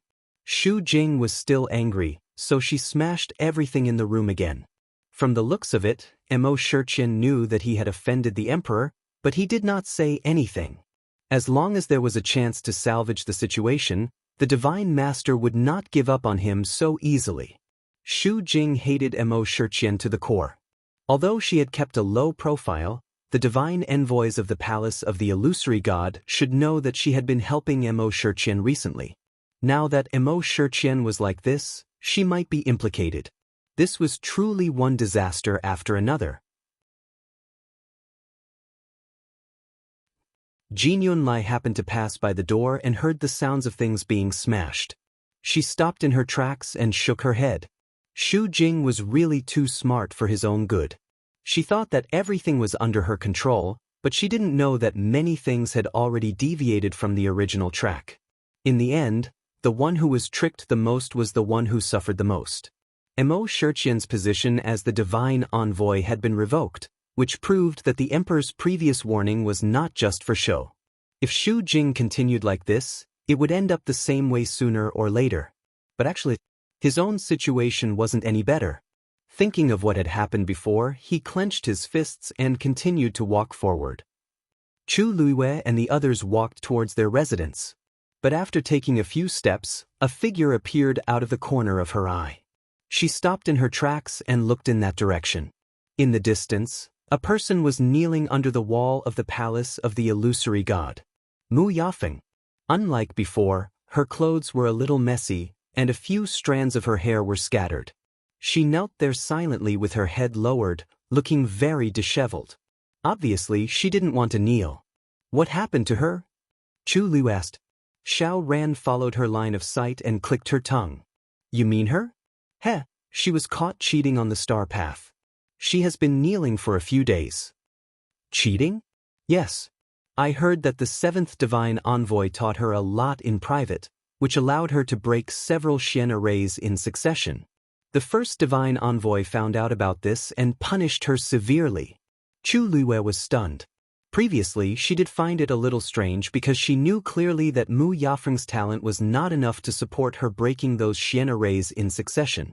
But at that time, she was busy with her own matters and didn't pay much attention to it. She didn't expect that Jin Yunlai helped her in private. The seventh divine envoy. Why would she do this? Wasn't this a little too bold? Who knows? Anyway, not only was Mu Yafeng punished by kneeling, she was also stripped of the right to walk the star path. From now on, she is not allowed to take a step on the star path. Xiao Ran laughed, but his expression was a little cold.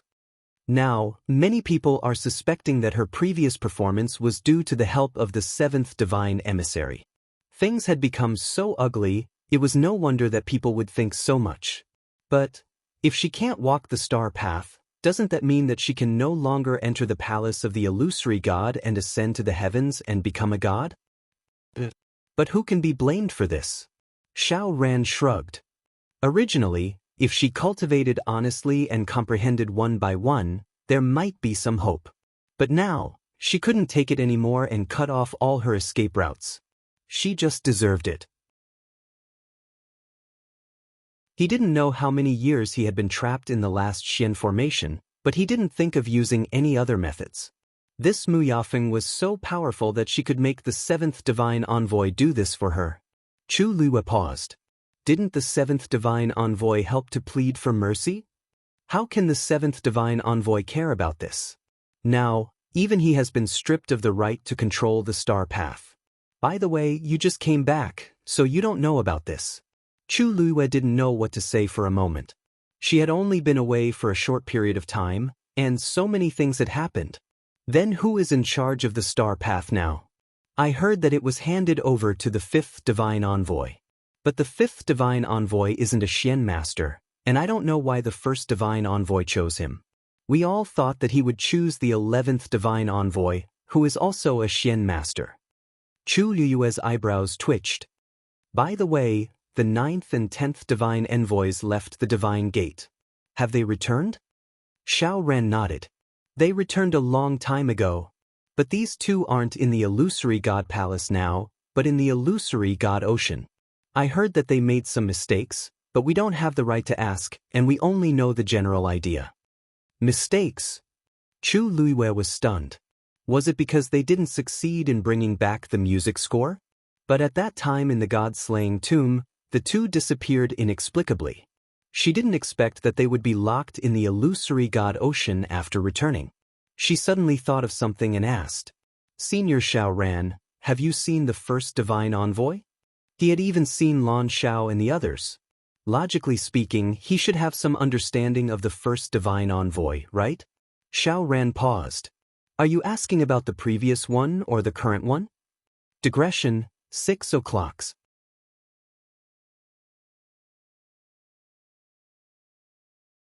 Chapter 2344. Chu Luiwei blinked and asked curiously, "You've met these two before?" Xiao Ran nodded, then shook his head. "You can say that, but I've only seen them from afar. I don't really know them. Not to mention the previous one, he was still young at that time and didn't have much of an impression of him. And the current one. She was also very low-key and mysterious, rarely showing her face. Although Xiao Ran had stayed in the illusory god palace for a long time, he hadn't fully comprehended all the Xian formations on the star path and entered the illusory god palace, so he hadn't been able to get close to the first divine envoy. Not to mention him, even the other divine envoys couldn't see the first divine envoy's face in recent years. I wonder what the first divine envoy is busy with. I can't describe it, but if I see him, I'll definitely recognize him. Chu Luiwei pursed her lips, feeling a little disappointed. Seeing her reaction, Xiao Ran couldn't help but laugh. Why? You seem to be very curious about the first divine envoy? Chu Luiwei's lips curved. There shouldn't be anyone in the illusory god palace who isn't curious about this, right? Actually, if you really want to see him, you can wait a few more months. Xiao Ran raised his chin. The gate of heaven will open for a year. When the time is up, the gate of heaven will close. At that time, all the cultivators in the illusory god palace can enter the illusory god palace. At that time, all the divine envoys will appear, including the first divine envoy. Chu Luiwei's eyes flickered. Really? Of course. This is the old rule of the illusory god palace.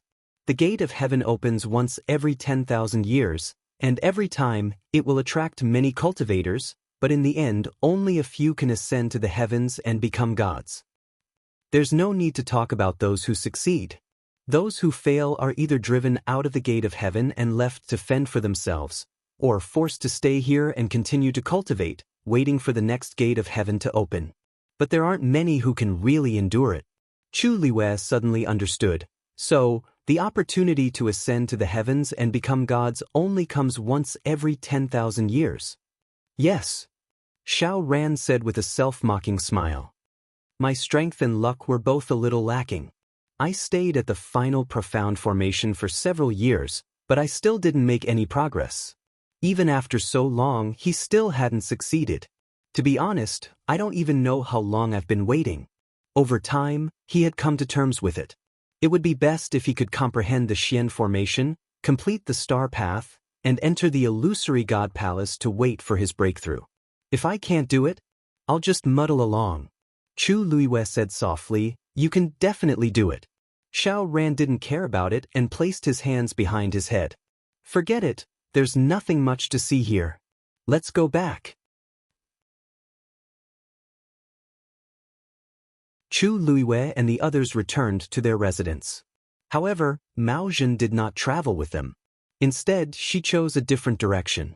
It probably had something to do with the great phoenix dragon's ancestor, so Chu Luiwei did not ask further. Rong Xiu was resting in the room, but Yan Qing had already disappeared. Hearing the footsteps, Rong Xiu looked up. Has the matter at the Yuntian Tower been resolved? Chu Lu asked. Rong Xiu nodded. It's all a small matter. Don't worry. As for you, I heard that Senior Lan Xiao appeared? Yes. Chu Luiwei's expression turned serious as she briefly repeated what happened. Luckily, it was a close call. Senior Lan Xiao should be temporarily safe for a period of time after this. It's a pity that he's trapped in the illusory god palace. It's really difficult to find where he's imprisoned. It's even more difficult to rescue him. Rong Xiu kissed her forehead. The more it's like this, the more we can't be too hasty. I know. Chu Liwei sighed softly and then said, besides, I really didn't expect Senior Lan Shao to be the second priest of the illusory god palace, and Dabao. Diwu Zhang's identity could not be confirmed yet, but there was no doubt that these two people were priests. Rong Xiu lowered his eyes and did not speak. Chu Liwei thought for a while and said, the illusory god palace is also searching for the music score. Now that I'm back, there's no reason they don't know that it's with me now. Why haven't they done anything yet? Rong Xiu raised his eyebrows. The music score has already recognized you as its owner. Even if they want to snatch it, can they? That's true. Now Chu Liwei had the upper hand. The music score was obviously very important to the illusory god palace. The more important it was, the more cautious they would be and would not dare to act rashly. Especially now that the three music scores were all with her, they had become Chu Liue's life-saving trump card. Chu Liwei pondered for a moment and said, I plan to rest for a while first, then directly complete the star path and officially enter the illusory god palace. Rong Xiu looked at her. When the time comes, I'll go with you. Lan Zhao's matter could be considered to have come to an end for the time being. After the commotion, Chu Liwei was much more relieved.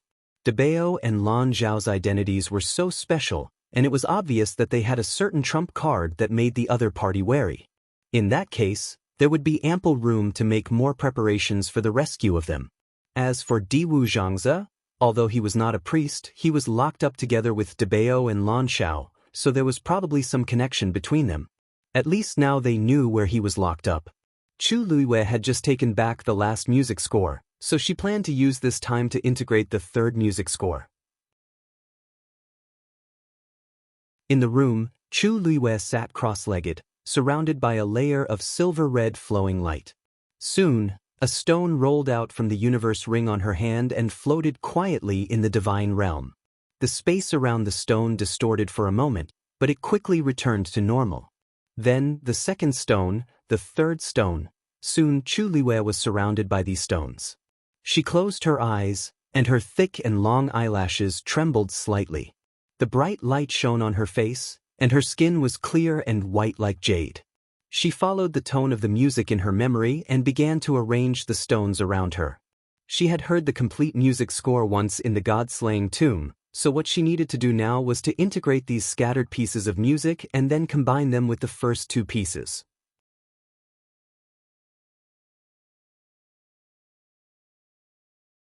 Chapter 23:45. This was easier said than done. Chu Liwei had tried it once in the god-slaying mound, but she did not succeed. The third score had been cut too thoroughly. She held her breath and raised her hands gently. The stones began to arrange themselves in a certain order.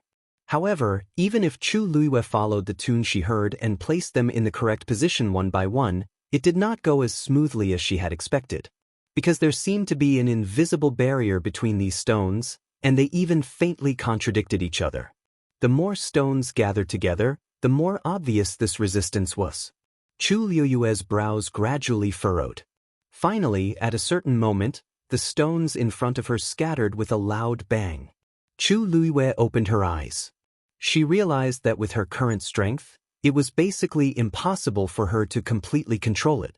Even if she was already a god, when these stones did not listen to her, she really could not do anything about it. Every single one of them contained the aura of a Dao sovereign. Chu Liwei was not satisfied and tried a few more times. But no matter what method she used, the final result was the same. In the end, Chu Liwei finally chose to give up. Forget it. She stood up and put away the divine territory and the stones. It was probably useless to force it now. She lifted her feet and walked out. Treasure Pavilion, second floor. In the room, Yan Gu was lying on a small couch, playing with a divine weapon in his hands in boredom. Sigh. He let out a long sigh and turned over. When will these days come to an end? Ever since he returned to the Illusion God Palace, he had been on the second floor for a long time, not daring to step out of the door. Who would not feel suffocated? Knock knock. Second master. That was Mingshu's voice. Yan Gu said lazily. Come in. Zhao pushed the door open and came to Yan Ji's side, handing over the things in his hands. Second master, this is this month's account book. Please take a look. Yanji's eyelids twitched. There hasn't been much business this month. What's there to look at? Tisk. Although the number of people who came here to buy herbs had decreased after the herb mountain reopened, there were still many other businesses in the store. Is it really okay for you to be so casual? Yengu glanced at him. Are you scolding me? Mingshu immediately said, this subordinate dares not. Yengu snorted, but still took the account book and flipped it open. You can hide your thoughts a little deeper. His lips twitched and he cleverly changed the topic. Second master, you've been here for a long time. Why hasn't the first master said anything? At the mention of this, Yengu felt wronged. He let out a long sigh. Sigh. There's nothing we can do about it. Since his master had given his orders, he naturally had to obey. However, I heard that Madam has been quite active recently. I reckon that victory is in sight. Mingshu smiled. I heard that second master and Madam are old acquaintances.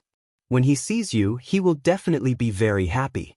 Yanji's brows twitched. Hiss. Based on his understanding of that person, if he knew that the second master of Treasure Pavilion was him, then, when the time came, would he still have a way out? Thinking of this, Yengu hurriedly said, no hurry, no hurry. It wouldn't be too late to talk about this when his master also decided to show up. At least he could block it for a while, right?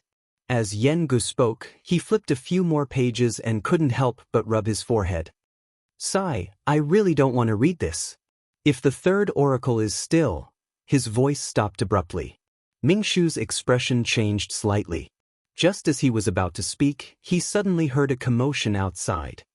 Master Mingshu? It was Chu Liyue's voice. Yengu and Mingshu quickly exchanged glances. Yengu was quick to react.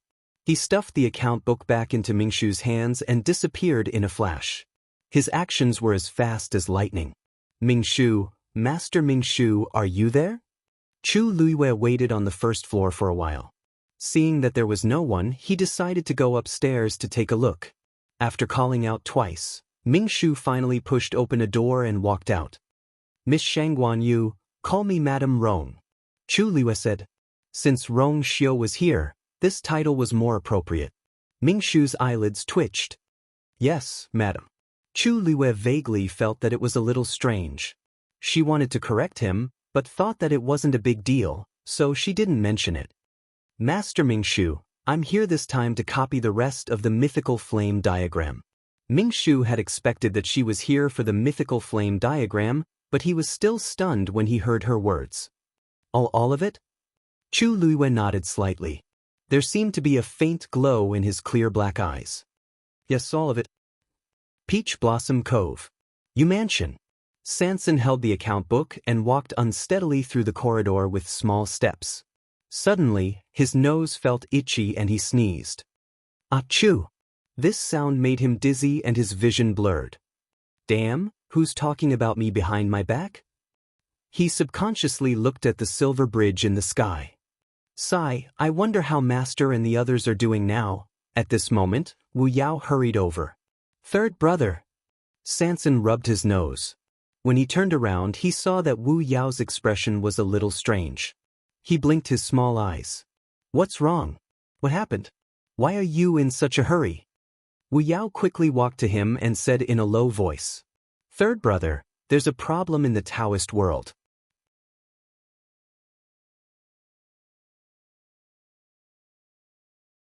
Chapter 2346. When Sanson heard this, he immediately put away the account book. What's going on? Before Master left, he had instructed him to guard the door realm well. If something really happened, he had to solve it quickly. Wu Yao shook his head. It's hard to explain in a few words. Third brother, come with me to take a look. Now that big brother and second brother were not in Peach Blossom Cove, Sanson was the one in charge.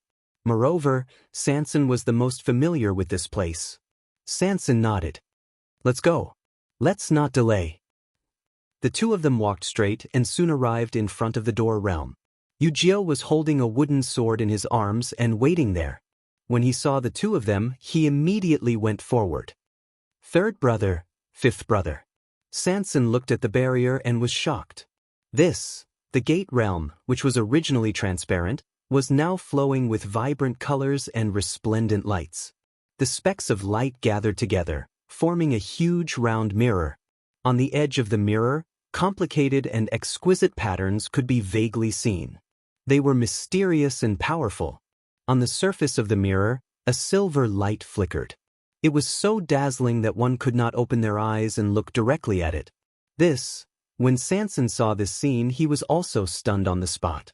He stared at the mirror for a long time. This mirror looked extremely heavy and sacred, but it was embedded in a thin layer of the door realm. It looked a little strange. When did this appear? This morning. Wu Yao said, after seeing it, I called you Jiao to guard here. I went to look for you, third brother. This matter was obviously not right. He did not dare to be negligent. Sanson took a step forward and immediately felt a strong pressure spreading out from it. It was difficult to get close. Upon closer inspection, the void near the door realm seemed to be affected by the mirror and was slightly distorted. Sanson frowned. Third brother, shouldn't we report this to Master as soon as possible? Yu Jiao asked. Sanson nodded. Of course I do. He turned back to look at the two of them with a conflicted expression. But who should we send? Wu Yao and Yu Jiao looked at each other. The two of them had been taking turns to guard this door realm. Of course, it was more suitable for them to do this. I'll go. Wu Yao pondered for a moment and said, Speaking of which, this is the first time I've seen such a situation. I'll try my best to explain it to Master. Sanson nodded in agreement, but felt a headache coming on. But if you leave, won't Yu Jiao be the only one left here? There were many strong martial artists in the Peach Blossom Cove, but their master valued this realm very much. Thus, they tacitly agreed to entrust it to the 13th sect. Presently, Sin Yi and the rest had all followed Chu Luiwei to the illusory god palace, leaving only the few of them to guard the Peach Blossom Cove. It would be difficult to choose a suitable person to guard the gate realm. At this moment, a sound suddenly came from a mountain peak not far away. The three of them looked up at the same time and saw a thin and tall figure standing at the top of the mountain. The surrounding heaven and earth energy was rapidly surging towards him. That's little 13? Yu Jiao asked in surprise. Is he going to break through? That's him. Wu Yao narrowed his eyes. This child has been going out early and coming back late recently. I didn't expect him to break through now. Sanson rubbed his round palms. I remember that little 13 should have broken through to become a rank 9 warrior, right? TSK, how long has it been since he broke through? Little 13's talent is not to be underestimated. Boom. As he spoke, a majestic aura suddenly spread from little 13's body. He had officially become a rank 9 warrior. Sanson nodded in satisfaction. Not bad, not bad. I'll pick some good pills for little 13 to stabilize his realm. Yu Jiao glanced at him faintly. It's rare for third brother to be so generous. Usually, it was as difficult as ascending to the heavens for them to take anything from him. However, third brother was extremely good to little 13. Sanson snorted. Can you compare to little 13? This child, whoosh. Before he could finish his sentence, Sanson suddenly realized that the surrounding heaven and earth energy had begun to surge towards little 13 at an even faster speed. The abundant energy surged like a tide, causing a huge commotion. Wu Yao suddenly realized something, and his eyes lit up. Little 13 is going to break through consecutively? Now that he was a rank 9 warrior, he would be an exalted god. Yu Jiao took 2 steps forward and realized that it was true. With this momentum, he was definitely going to break through to become an exalted god. Damn, breaking through to become an exalted god from a rank 9 warrior is a qualitative leap. He didn't even prepare at all and just did it directly? Yu Jiao's face was filled with envy and resentment. I'm jealous. Back then, in order to cross the threshold of becoming an exalted god, he had spent a lot of effort and lost count of how many wooden swords he had used. Now, little 13 just had to stomp his feet. Wu Yao glanced at Sanson. Third brother, little 13 is going to become an exalted god. He's not a child anymore, right? How could there be such a heaven-defying child? Xianxia, I'm jealous too. Wu Yao, boom! The sound of thunder rolled out from the clouds. The three of them stood in place and waited patiently, intending to wait for little 13 to break through before doing anything else. After all, this was not something that could be passed so easily. It was better to see it with their own eyes. However, they soon realized that something was wrong.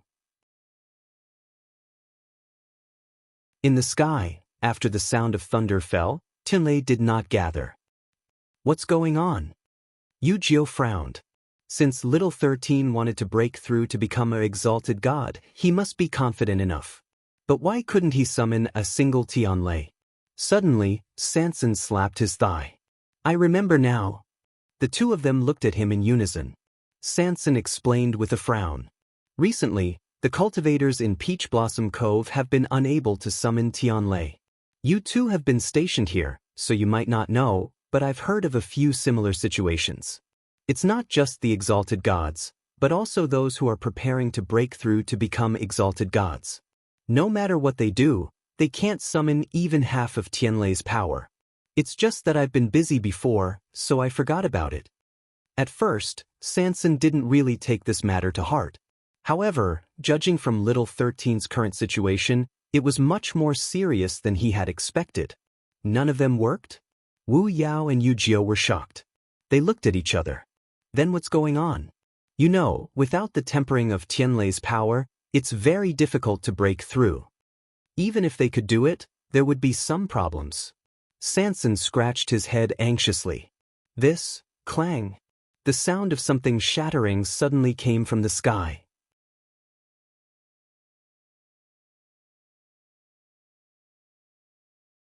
Chapter 2347.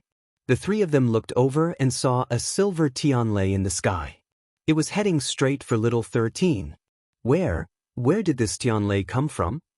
Xianxia was stunned and subconsciously raised its head to take a look. What the hell? This Tianlei didn't come from the sky, but flew over from an unknown place. Moreover, it appeared too suddenly. Will there be a problem? I think we should go and stop that Tianlei? Yu Jiu said as he gripped the hilt of his sword tightly. However, he had just taken half a step when a second Tianlei came. It was also heading for little 13. At the same time, an inexplicably familiar aura came. Wu Yao narrowed his eyes and raised his hand to stop Yu Jiu. Wait! Yu Jiu was stunned and looked at him strangely. Wu Yao raised his head. Don't you feel that this movement seems like I've seen it before? Yu Jiu blinked. Xianxia, however, suddenly thought of something, and a great panic appeared in its small eyes. No way? That little ancestor is here? Chi! Another silver Tianlei suddenly appeared.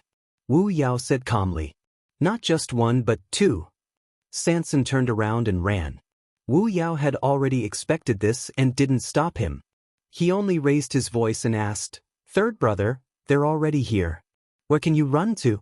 Don't forget that the flowers and plants in Qingshui Cliff still need you. Xianxia stopped in his tracks, and his face was full of pain. He wanted to run because he felt sorry for those treasures. Yu Jiu saw the reaction of the two and suddenly realized something. His face was full of joy. It's the two of them? Wu Yao laughed. Who else could it be? Yu Jiu said excitedly. Third brother. Then hurry up and get ready. We haven't seen each other for so long. Why don't you give them a greeting gift or something? Xianxia wanted to cry but had no tears. So it's not you guys who are bleeding. While the three of them were talking, a few more silver Tianlei appeared one after another. 13 was still in a daze at first, but when the first Tianlei arrived in front of him, he immediately realized something and was pleasantly surprised. Then, without hesitation, he drew the Tianlei into his body and began to refine his divine body. Although Tianlei did not descend from the sky, it still contained an astonishing amount of power. 13's entire body was in intense pain, as if every inch of his flesh, blood, and bones were being torn apart. However, he could only grit his teeth and swallow all of it. At the same time, he tried his best to convert all of it into his own strength. Then came the second and the third. Numerous Tianlei surged forth and shone brightly, almost completely enveloping 13's figure. However, the aura on his body continued to rise. Finally, when the last ray of silver light entered his body, he suddenly opened his eyes. A shocking aura burst out from his body. At this point, 13 had finally broken through and entered the high god realm. Not a demigod. It's the exalted god. Yu couldn't hide her excitement. Little 13 is indeed powerful. Wu Yao's face was filled with satisfaction and admiration. As expected of Big Brother's personal disciple, such a young high god should be a rare existence in the entire Divine Ruins world, right? On the mountain top, the fluctuations around 13 gradually calmed down. He looked in the direction of the Tianlei. A joyful smile appeared on the young man's handsome face. 11th sister, 12th sister. As soon as he finished speaking, two figures quickly flew over from afar. They were two young girls who looked no more than 15 or 16 years old. They wore the same dress, but one was pink and the other was lake green. When they stood together, they contrasted nicely and looked very beautiful. However, most importantly, those two young women were both very beautiful. They were extremely beautiful. They were actually a pair of twins. However, although the two of them looked exactly the same, their auras were very different. The girl in the lake green dress had a cold expression and a strong aura. The other girl seemed to be a little timid and obedient as she followed behind the girl in the lake green dress. The two of them stepped on a sword and were extremely fast. In the blink of an eye, they arrived in front of 13. 13 went forward to welcome them. The two girls showed the same smile on their faces. The difference was that one went from being cold to being gentle, and the other went from being soft to being cute. Congratulations, 13. The girl in the lake green dress said. Her voice was as bright and clear as her appearance. 11th sister, I should be the one thanking you. If it wasn't for your help just now. 11th sister waved her hand. We're all brothers, no need to be so polite. 13 was speechless. The corner of his mouth twitched slightly and he finally said, It's been so many years, 11th sister, you haven't changed at all. 12th sister quietly tugged at 11th sister's clothes and whispered, Sister, it's brother and sister. 11th sister raised an eyebrow. What's the difference? 12th sister shrunk her head and whispered. Yes, 13 laughed dryly, and then he was surprised to find, 11th sister, 12th sister, you've also become high gods? We broke through not too long ago. If not for this, we wouldn't have come back so late. 11th sister explained. 13 nodded in understanding. By the way, that Tianlei just now, he still couldn't figure out how they managed to send so many bolts of heavenly lightning over. He thought that he wouldn't make it today. 11th sister's face was expressionless. Oh, that's nothing. We just broke an Emperor Divine artifact and took out the power of Tianlei from it for you. 13 was speechless. In the distance, Sanson heard this and wanted to leave. Emperor Divine artifact. It was destroyed just like that. These two little ancestors were so full of themselves now. However, at this moment, 12th sister looked over. Third brother and the others seemed to be here too.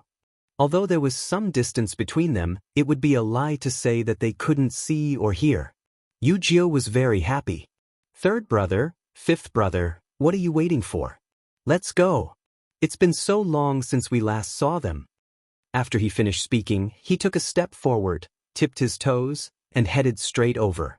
Wu Yao glanced at Sanson and reminded him, Third brother, 11th sister doesn't like people to be late. After saying that, he also followed after her. Sanson took a deep breath and prepared himself mentally for a long time. He stretched out his hand and put on a smile before turning around to follow. Don't be afraid. Maybe these two little ancestors have grown up and won't be as ignorant as before. With that thought, Sanson finally felt more at ease. They were not slow, and soon reached the top of the mountain. 11th sister, 12th sister. Yu laughed. We haven't seen each other for so long. Did you miss 9th brother? No. I did. The two girls spoke in unison.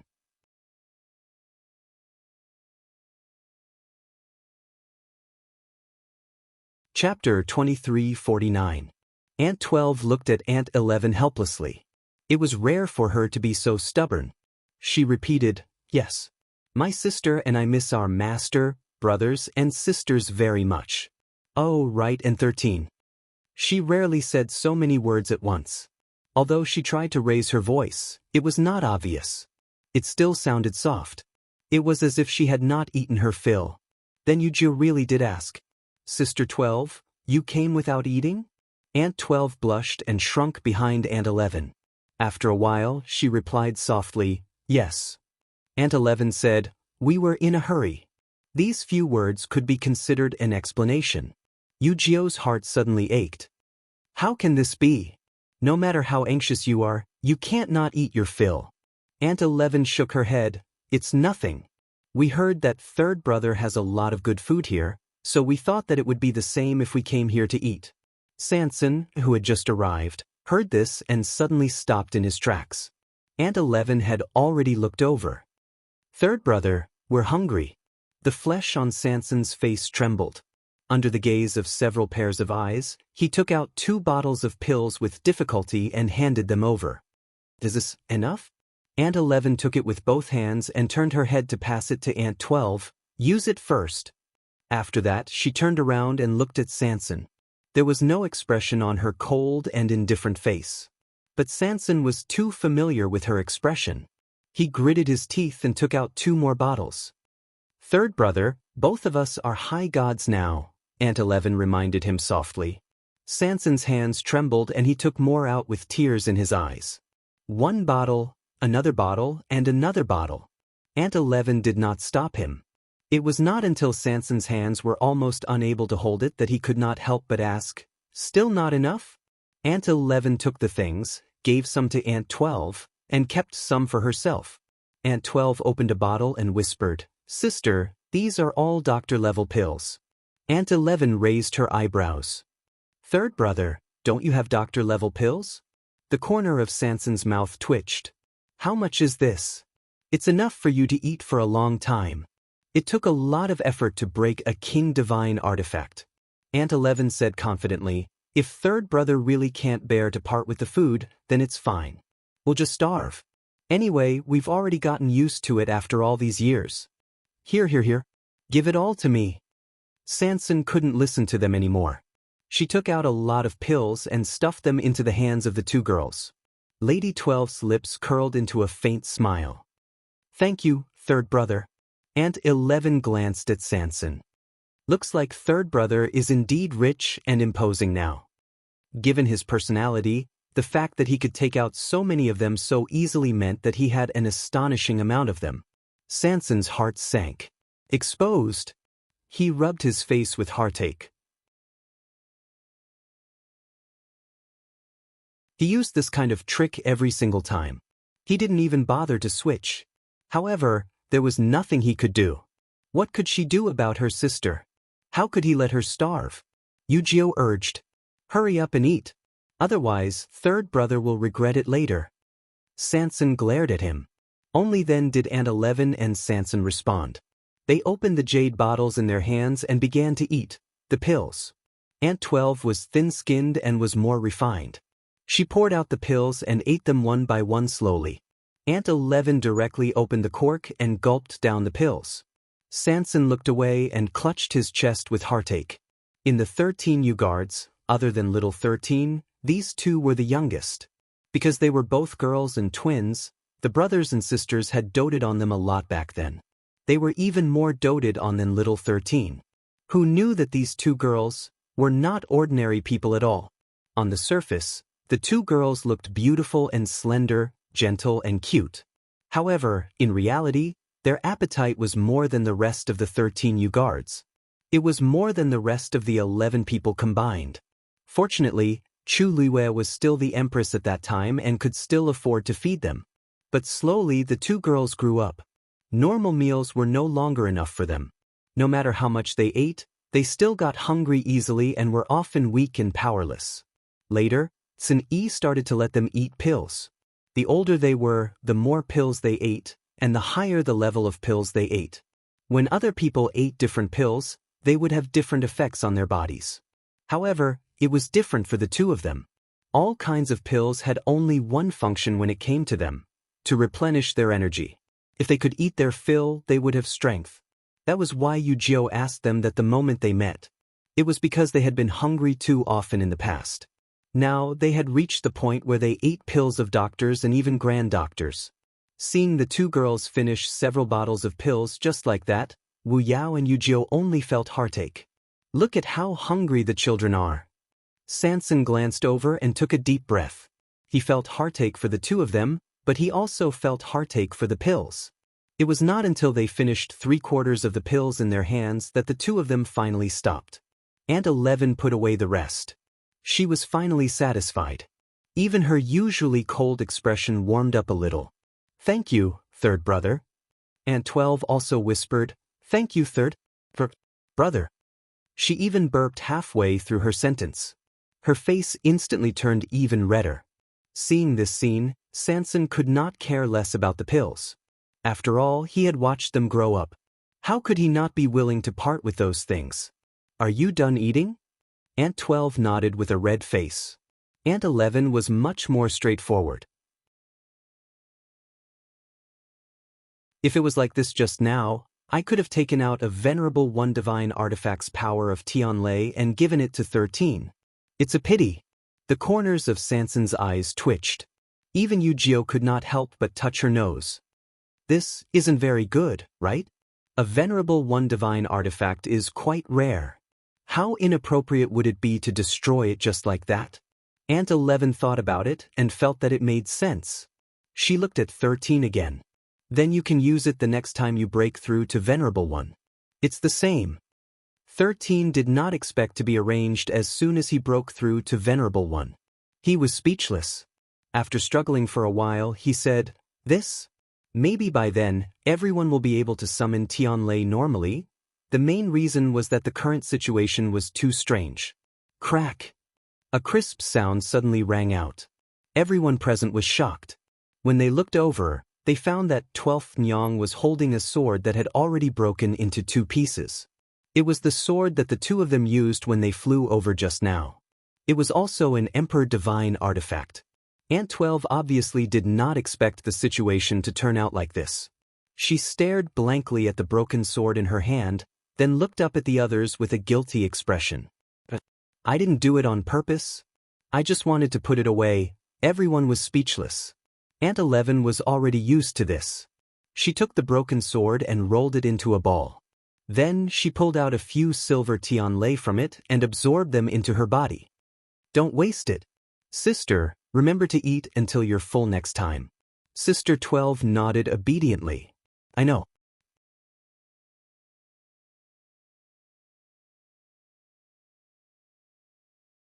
Chapter 2350.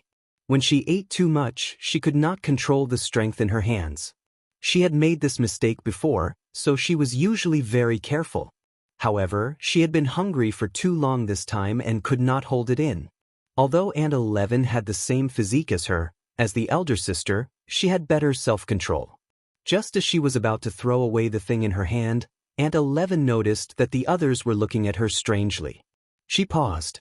"This thing can't be thrown away?" She glanced down at it. "But this is already a pile of scrap metal. There was nothing to be reluctant about, right?" Yu swallowed hard. "Sister 11, it was an Emperor Divine artifact just a few minutes ago. It was destroyed by you in the blink of an eye. Don't you feel sad at all?" Aunt 11 looked at him. "And?" Aunt 12 whispered in agreement. "Brother 9, this thing really can't be used anymore. What was the point of keeping it?" Yu eyes twitched. Of course, he knew that this thing could not be used anymore. Was this the key to the problem? Wu Yao coughed. "The right. Even if it was an Emperor Divine artifact before, now that it can't be used, it's no different from trash. It's good to throw it away." The rest of the people fell silent. Originally, they wanted to ask how the two girls had survived these few years, but now it seemed that there was no need to ask. Even if they really wanted to ask, they should ask the people who met them how they survived. "Where's Master?" Aunt 11 looked left and right. "We've been here for so long, but I don't seem to have sensed Master's aura."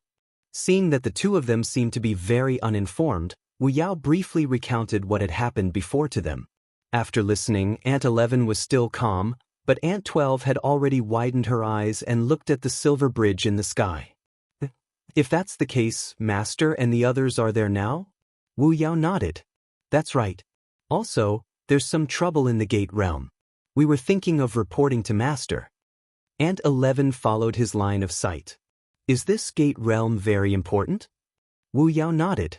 That's why we're still discussing who should stay here to guard it with you, Gio. That's easy. As Aunt 11 spoke, she flipped her hand and took out something. The heavy object fell to the ground with a dull thud. Sanson and the others looked carefully and were immediately shocked. What appeared in front of them was an 8-foot-tall bronze man covered in dark gold. This is a puppet? Sanson's eyes lit up. She stepped forward and pinched the puppet's arm. This is made of the best heavy gold copper. Just a palm-sized piece would be a priceless treasure in the outside world. As for this puppet, it was made entirely out of this material. He knocked. You're still honest. This puppet's battle prowess is comparable to that of a top god. Leave it here and help guard the gate realm. Aunt 11 said. Wu Yao was instantly tempted. This was indeed a good idea. Now that 13 had also become a high god, he was thinking of having 13 and Yujio work together to guard the door realm. The only drawback was that 13's combat power was not on par with Yujio's for the time being. But with this puppet, things were different. This thing will indeed be of great help to us. However, why do you have such a treasure in your hands? Wu Yao asked curiously. Aunt 11 said, Big Brother gave it to us. Everyone! ! Seeing the shocked expressions on their faces, 12th Mother said softly, Back then, Big Brother was worried that the two of us would be bullied outside, so he gave this to us. Third brother, don't you have it? She thought everyone had it. Aunt 11 shook her head. Do you even need to ask? If they had this thing, they would not have been worried about the gate realm just now. Yujio looked down at the wooden sword in her hand and was full of resentment. We all follow the same Big Brother. Why is the difference so big? Wu Yao said, Be content. Your wooden sword was personally carved by Big Brother. I have nothing. Yujio gritted her teeth. You're just a fighter. What do you want? Big Brother's fist? Sanson clutched his chest in pain. Stop talking. All these years, not only did he not take anything from Big Brother, but he had also given him a lot of things. He worked hard for years to earn that little bit of money, but none of it went into his private account. 13 silently took half a step back. Speaking of which, he had learned the most from Big Brother. Naturally, he had no right to interrupt. Wu Yao forced himself to calm down. Then it's settled. As for the two of you, we'll go to the illusory god palace too. Aunt 11 said. Wu Yao choked. Are you sure? Yes. Sanson suddenly realized something and immediately nodded. The illusory god palace is great. There are all kinds of treasures there. Aunt 11 nodded. Yes, that's what we think too. I heard that there's a mountain of herbs there. There should be a lot of pills there. Also, there seem to be a lot of blacksmiths there. Logically speaking, there should be a lot of divine artifacts. Isn't that great? When Wu Yao heard this, he immediately felt that it made sense. Okay, then let's go together. Illusory God Palace, Treasure Pavilion. Zhao sent Chu Luiwei into the room and left by himself. After he closed the door, he turned around and frowned. She wanted to copy all the remaining Xian formations of the mythical flame diagram? Then wouldn't she be able to complete the star path directly?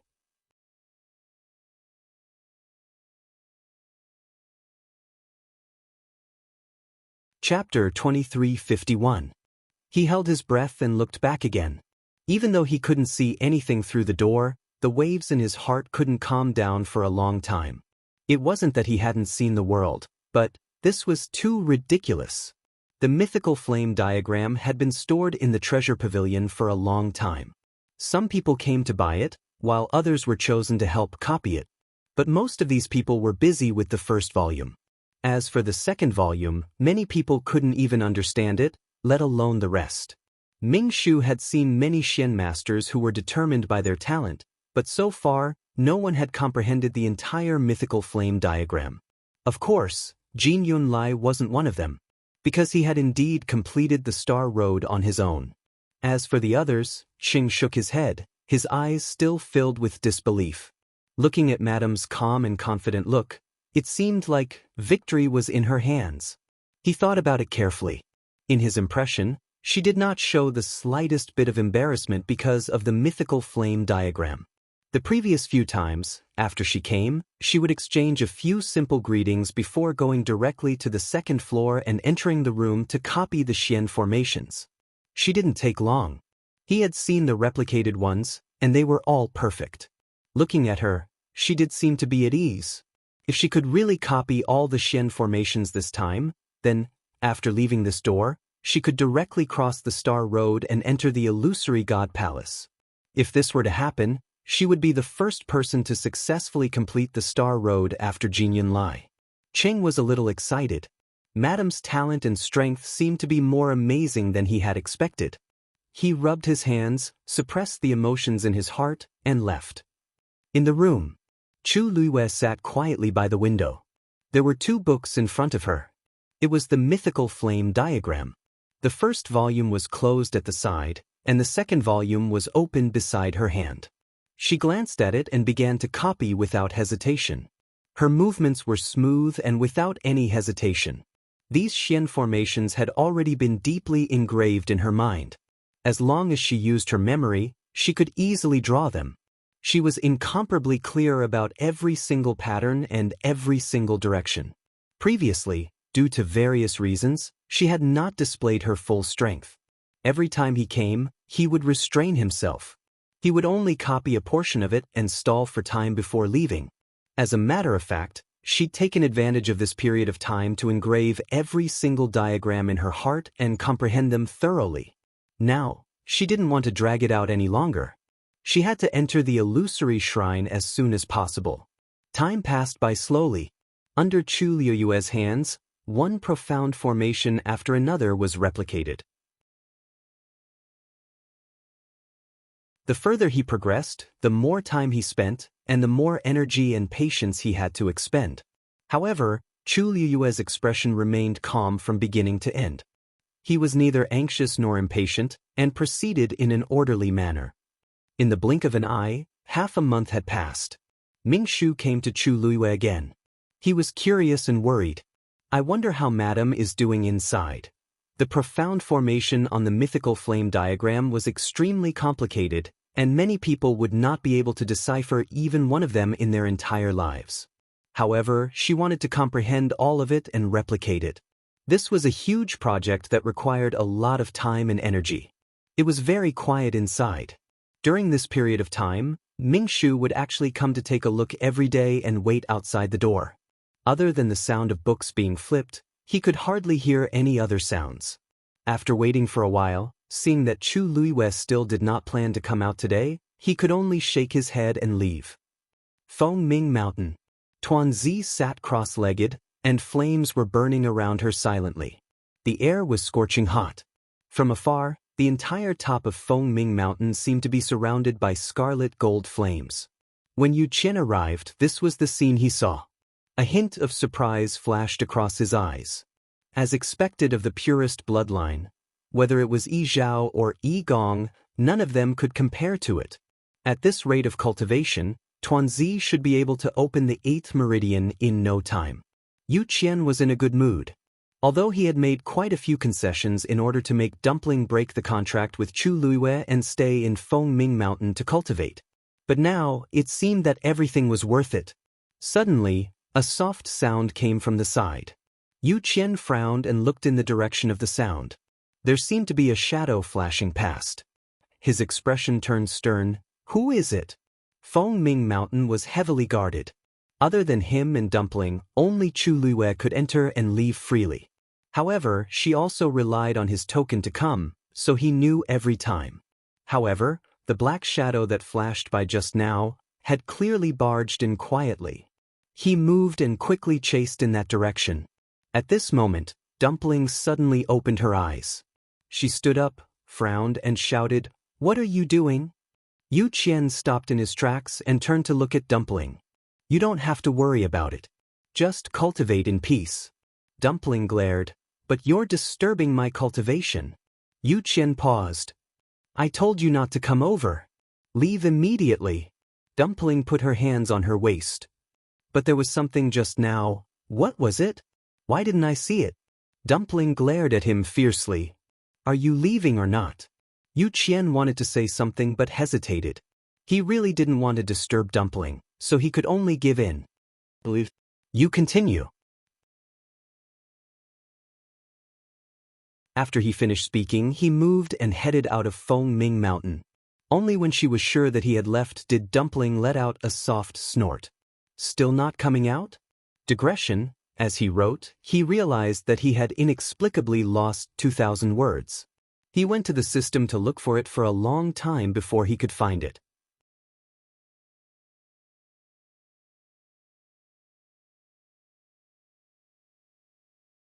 Chapter 2352. The surroundings were quiet, and no one appeared. Dumpling crossed her two small arms. "I've already helped you so much, and you don't even want to thank me?" A moment later, a scarlet fruit was thrown over. Dumpling grabbed the fruit. Cinnabar fruit? A bright light flashed in her eyes. This was her favorite fruit, one of them. Ever since she started cultivating in Feng Ming Mountain, she hadn't eaten anything delicious for a long time. She happily held the cinnabar fruit and was about to put it into her mouth, but when it reached her mouth, she held it back and pouted as she looked in the direction where the fruit was thrown. "Don't think that a single cinnabar fruit can buy me off." Another cinnabar fruit was sent over.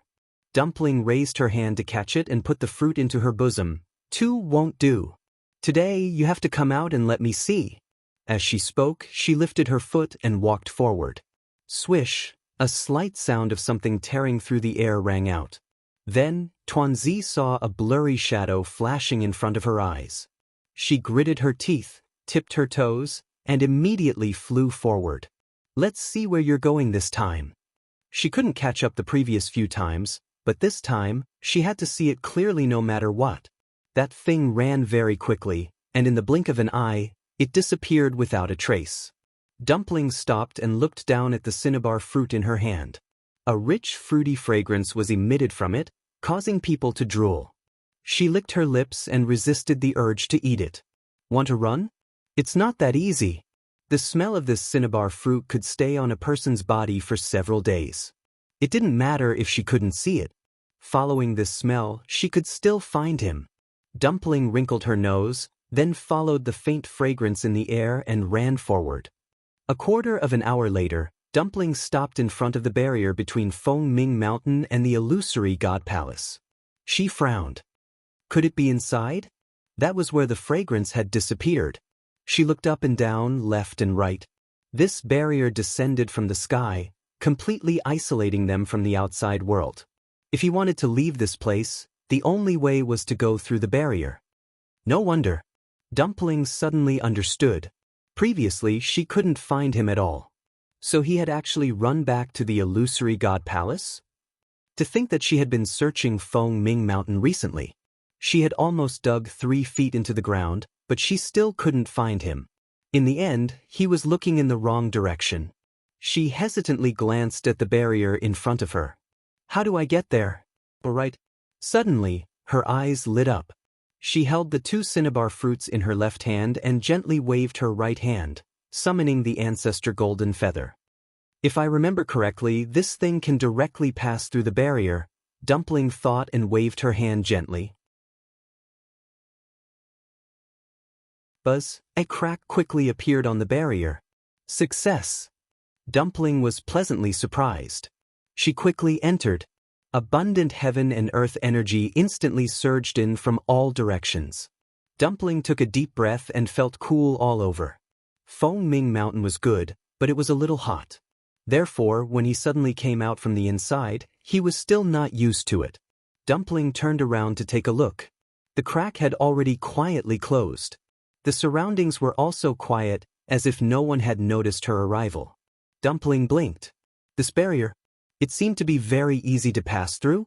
She put away the ancestor golden feather, and sure enough, she caught the other party's remaining aura in the air. Over there. Dumpling confirmed the direction and quickly rushed over. A sound rang out in the quiet courtyard. Something suddenly drilled into the pile of fallen leaves, raising countless flying leaves. After a moment, an indifferent and quiet voice came from the room. You sneaked to Fengming Mountain again? The pile of fallen leaves remained motionless. Have you forgotten what I warned you before? There was a hint of coldness in that voice. The courtyard was deathly silent. At this moment, a series of knocks came from outside.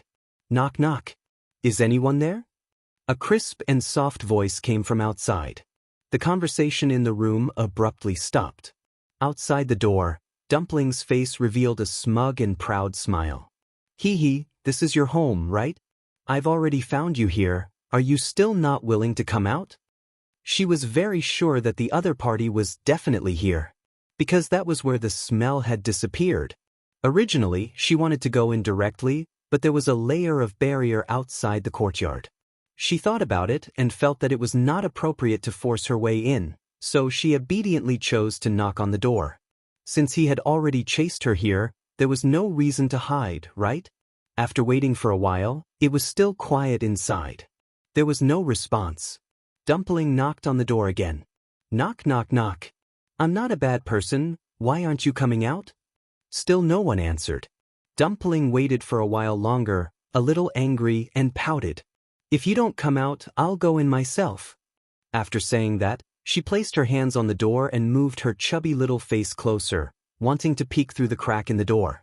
Unfortunately, although this courtyard was not big, the quality of the courtyard door was excellent. She widened her grape-like eyes and spun them around, but she still couldn't see anything. How can this be? Dumpling muttered softly. She had done him a huge favor. Was she going to leave 2 cinnabar fruits behind just like that? Why are you here?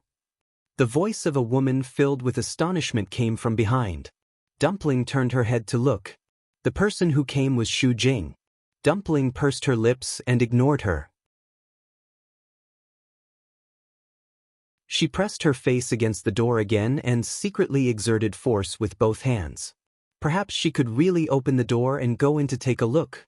However, her behavior was extremely arrogant and presumptuous in Xu Jing's eyes. What are you doing? Xu Jing frowned. This dumpling not only left Fengming Mountain, but also ran to the first divine envoy's place to behave atrociously? What was she doing? Trying to force her way in? Dumpling pretended that she did not hear her. Xu Jing was infuriated. She had come to find the first divine envoy this time to solve the problem of the barrier in her mountain. After the abnormal situation that day, she did not care much and hurried back to the palace of the illusory god. She wanted to ask for help, but she was scolded and ridiculed by the second divine envoy. Helpless, she could only go back and think of a solution herself. In fact, she was also holding back her anger in her heart. After so many years, she still had not been able to solve the problem of the barrier. She was also anxious.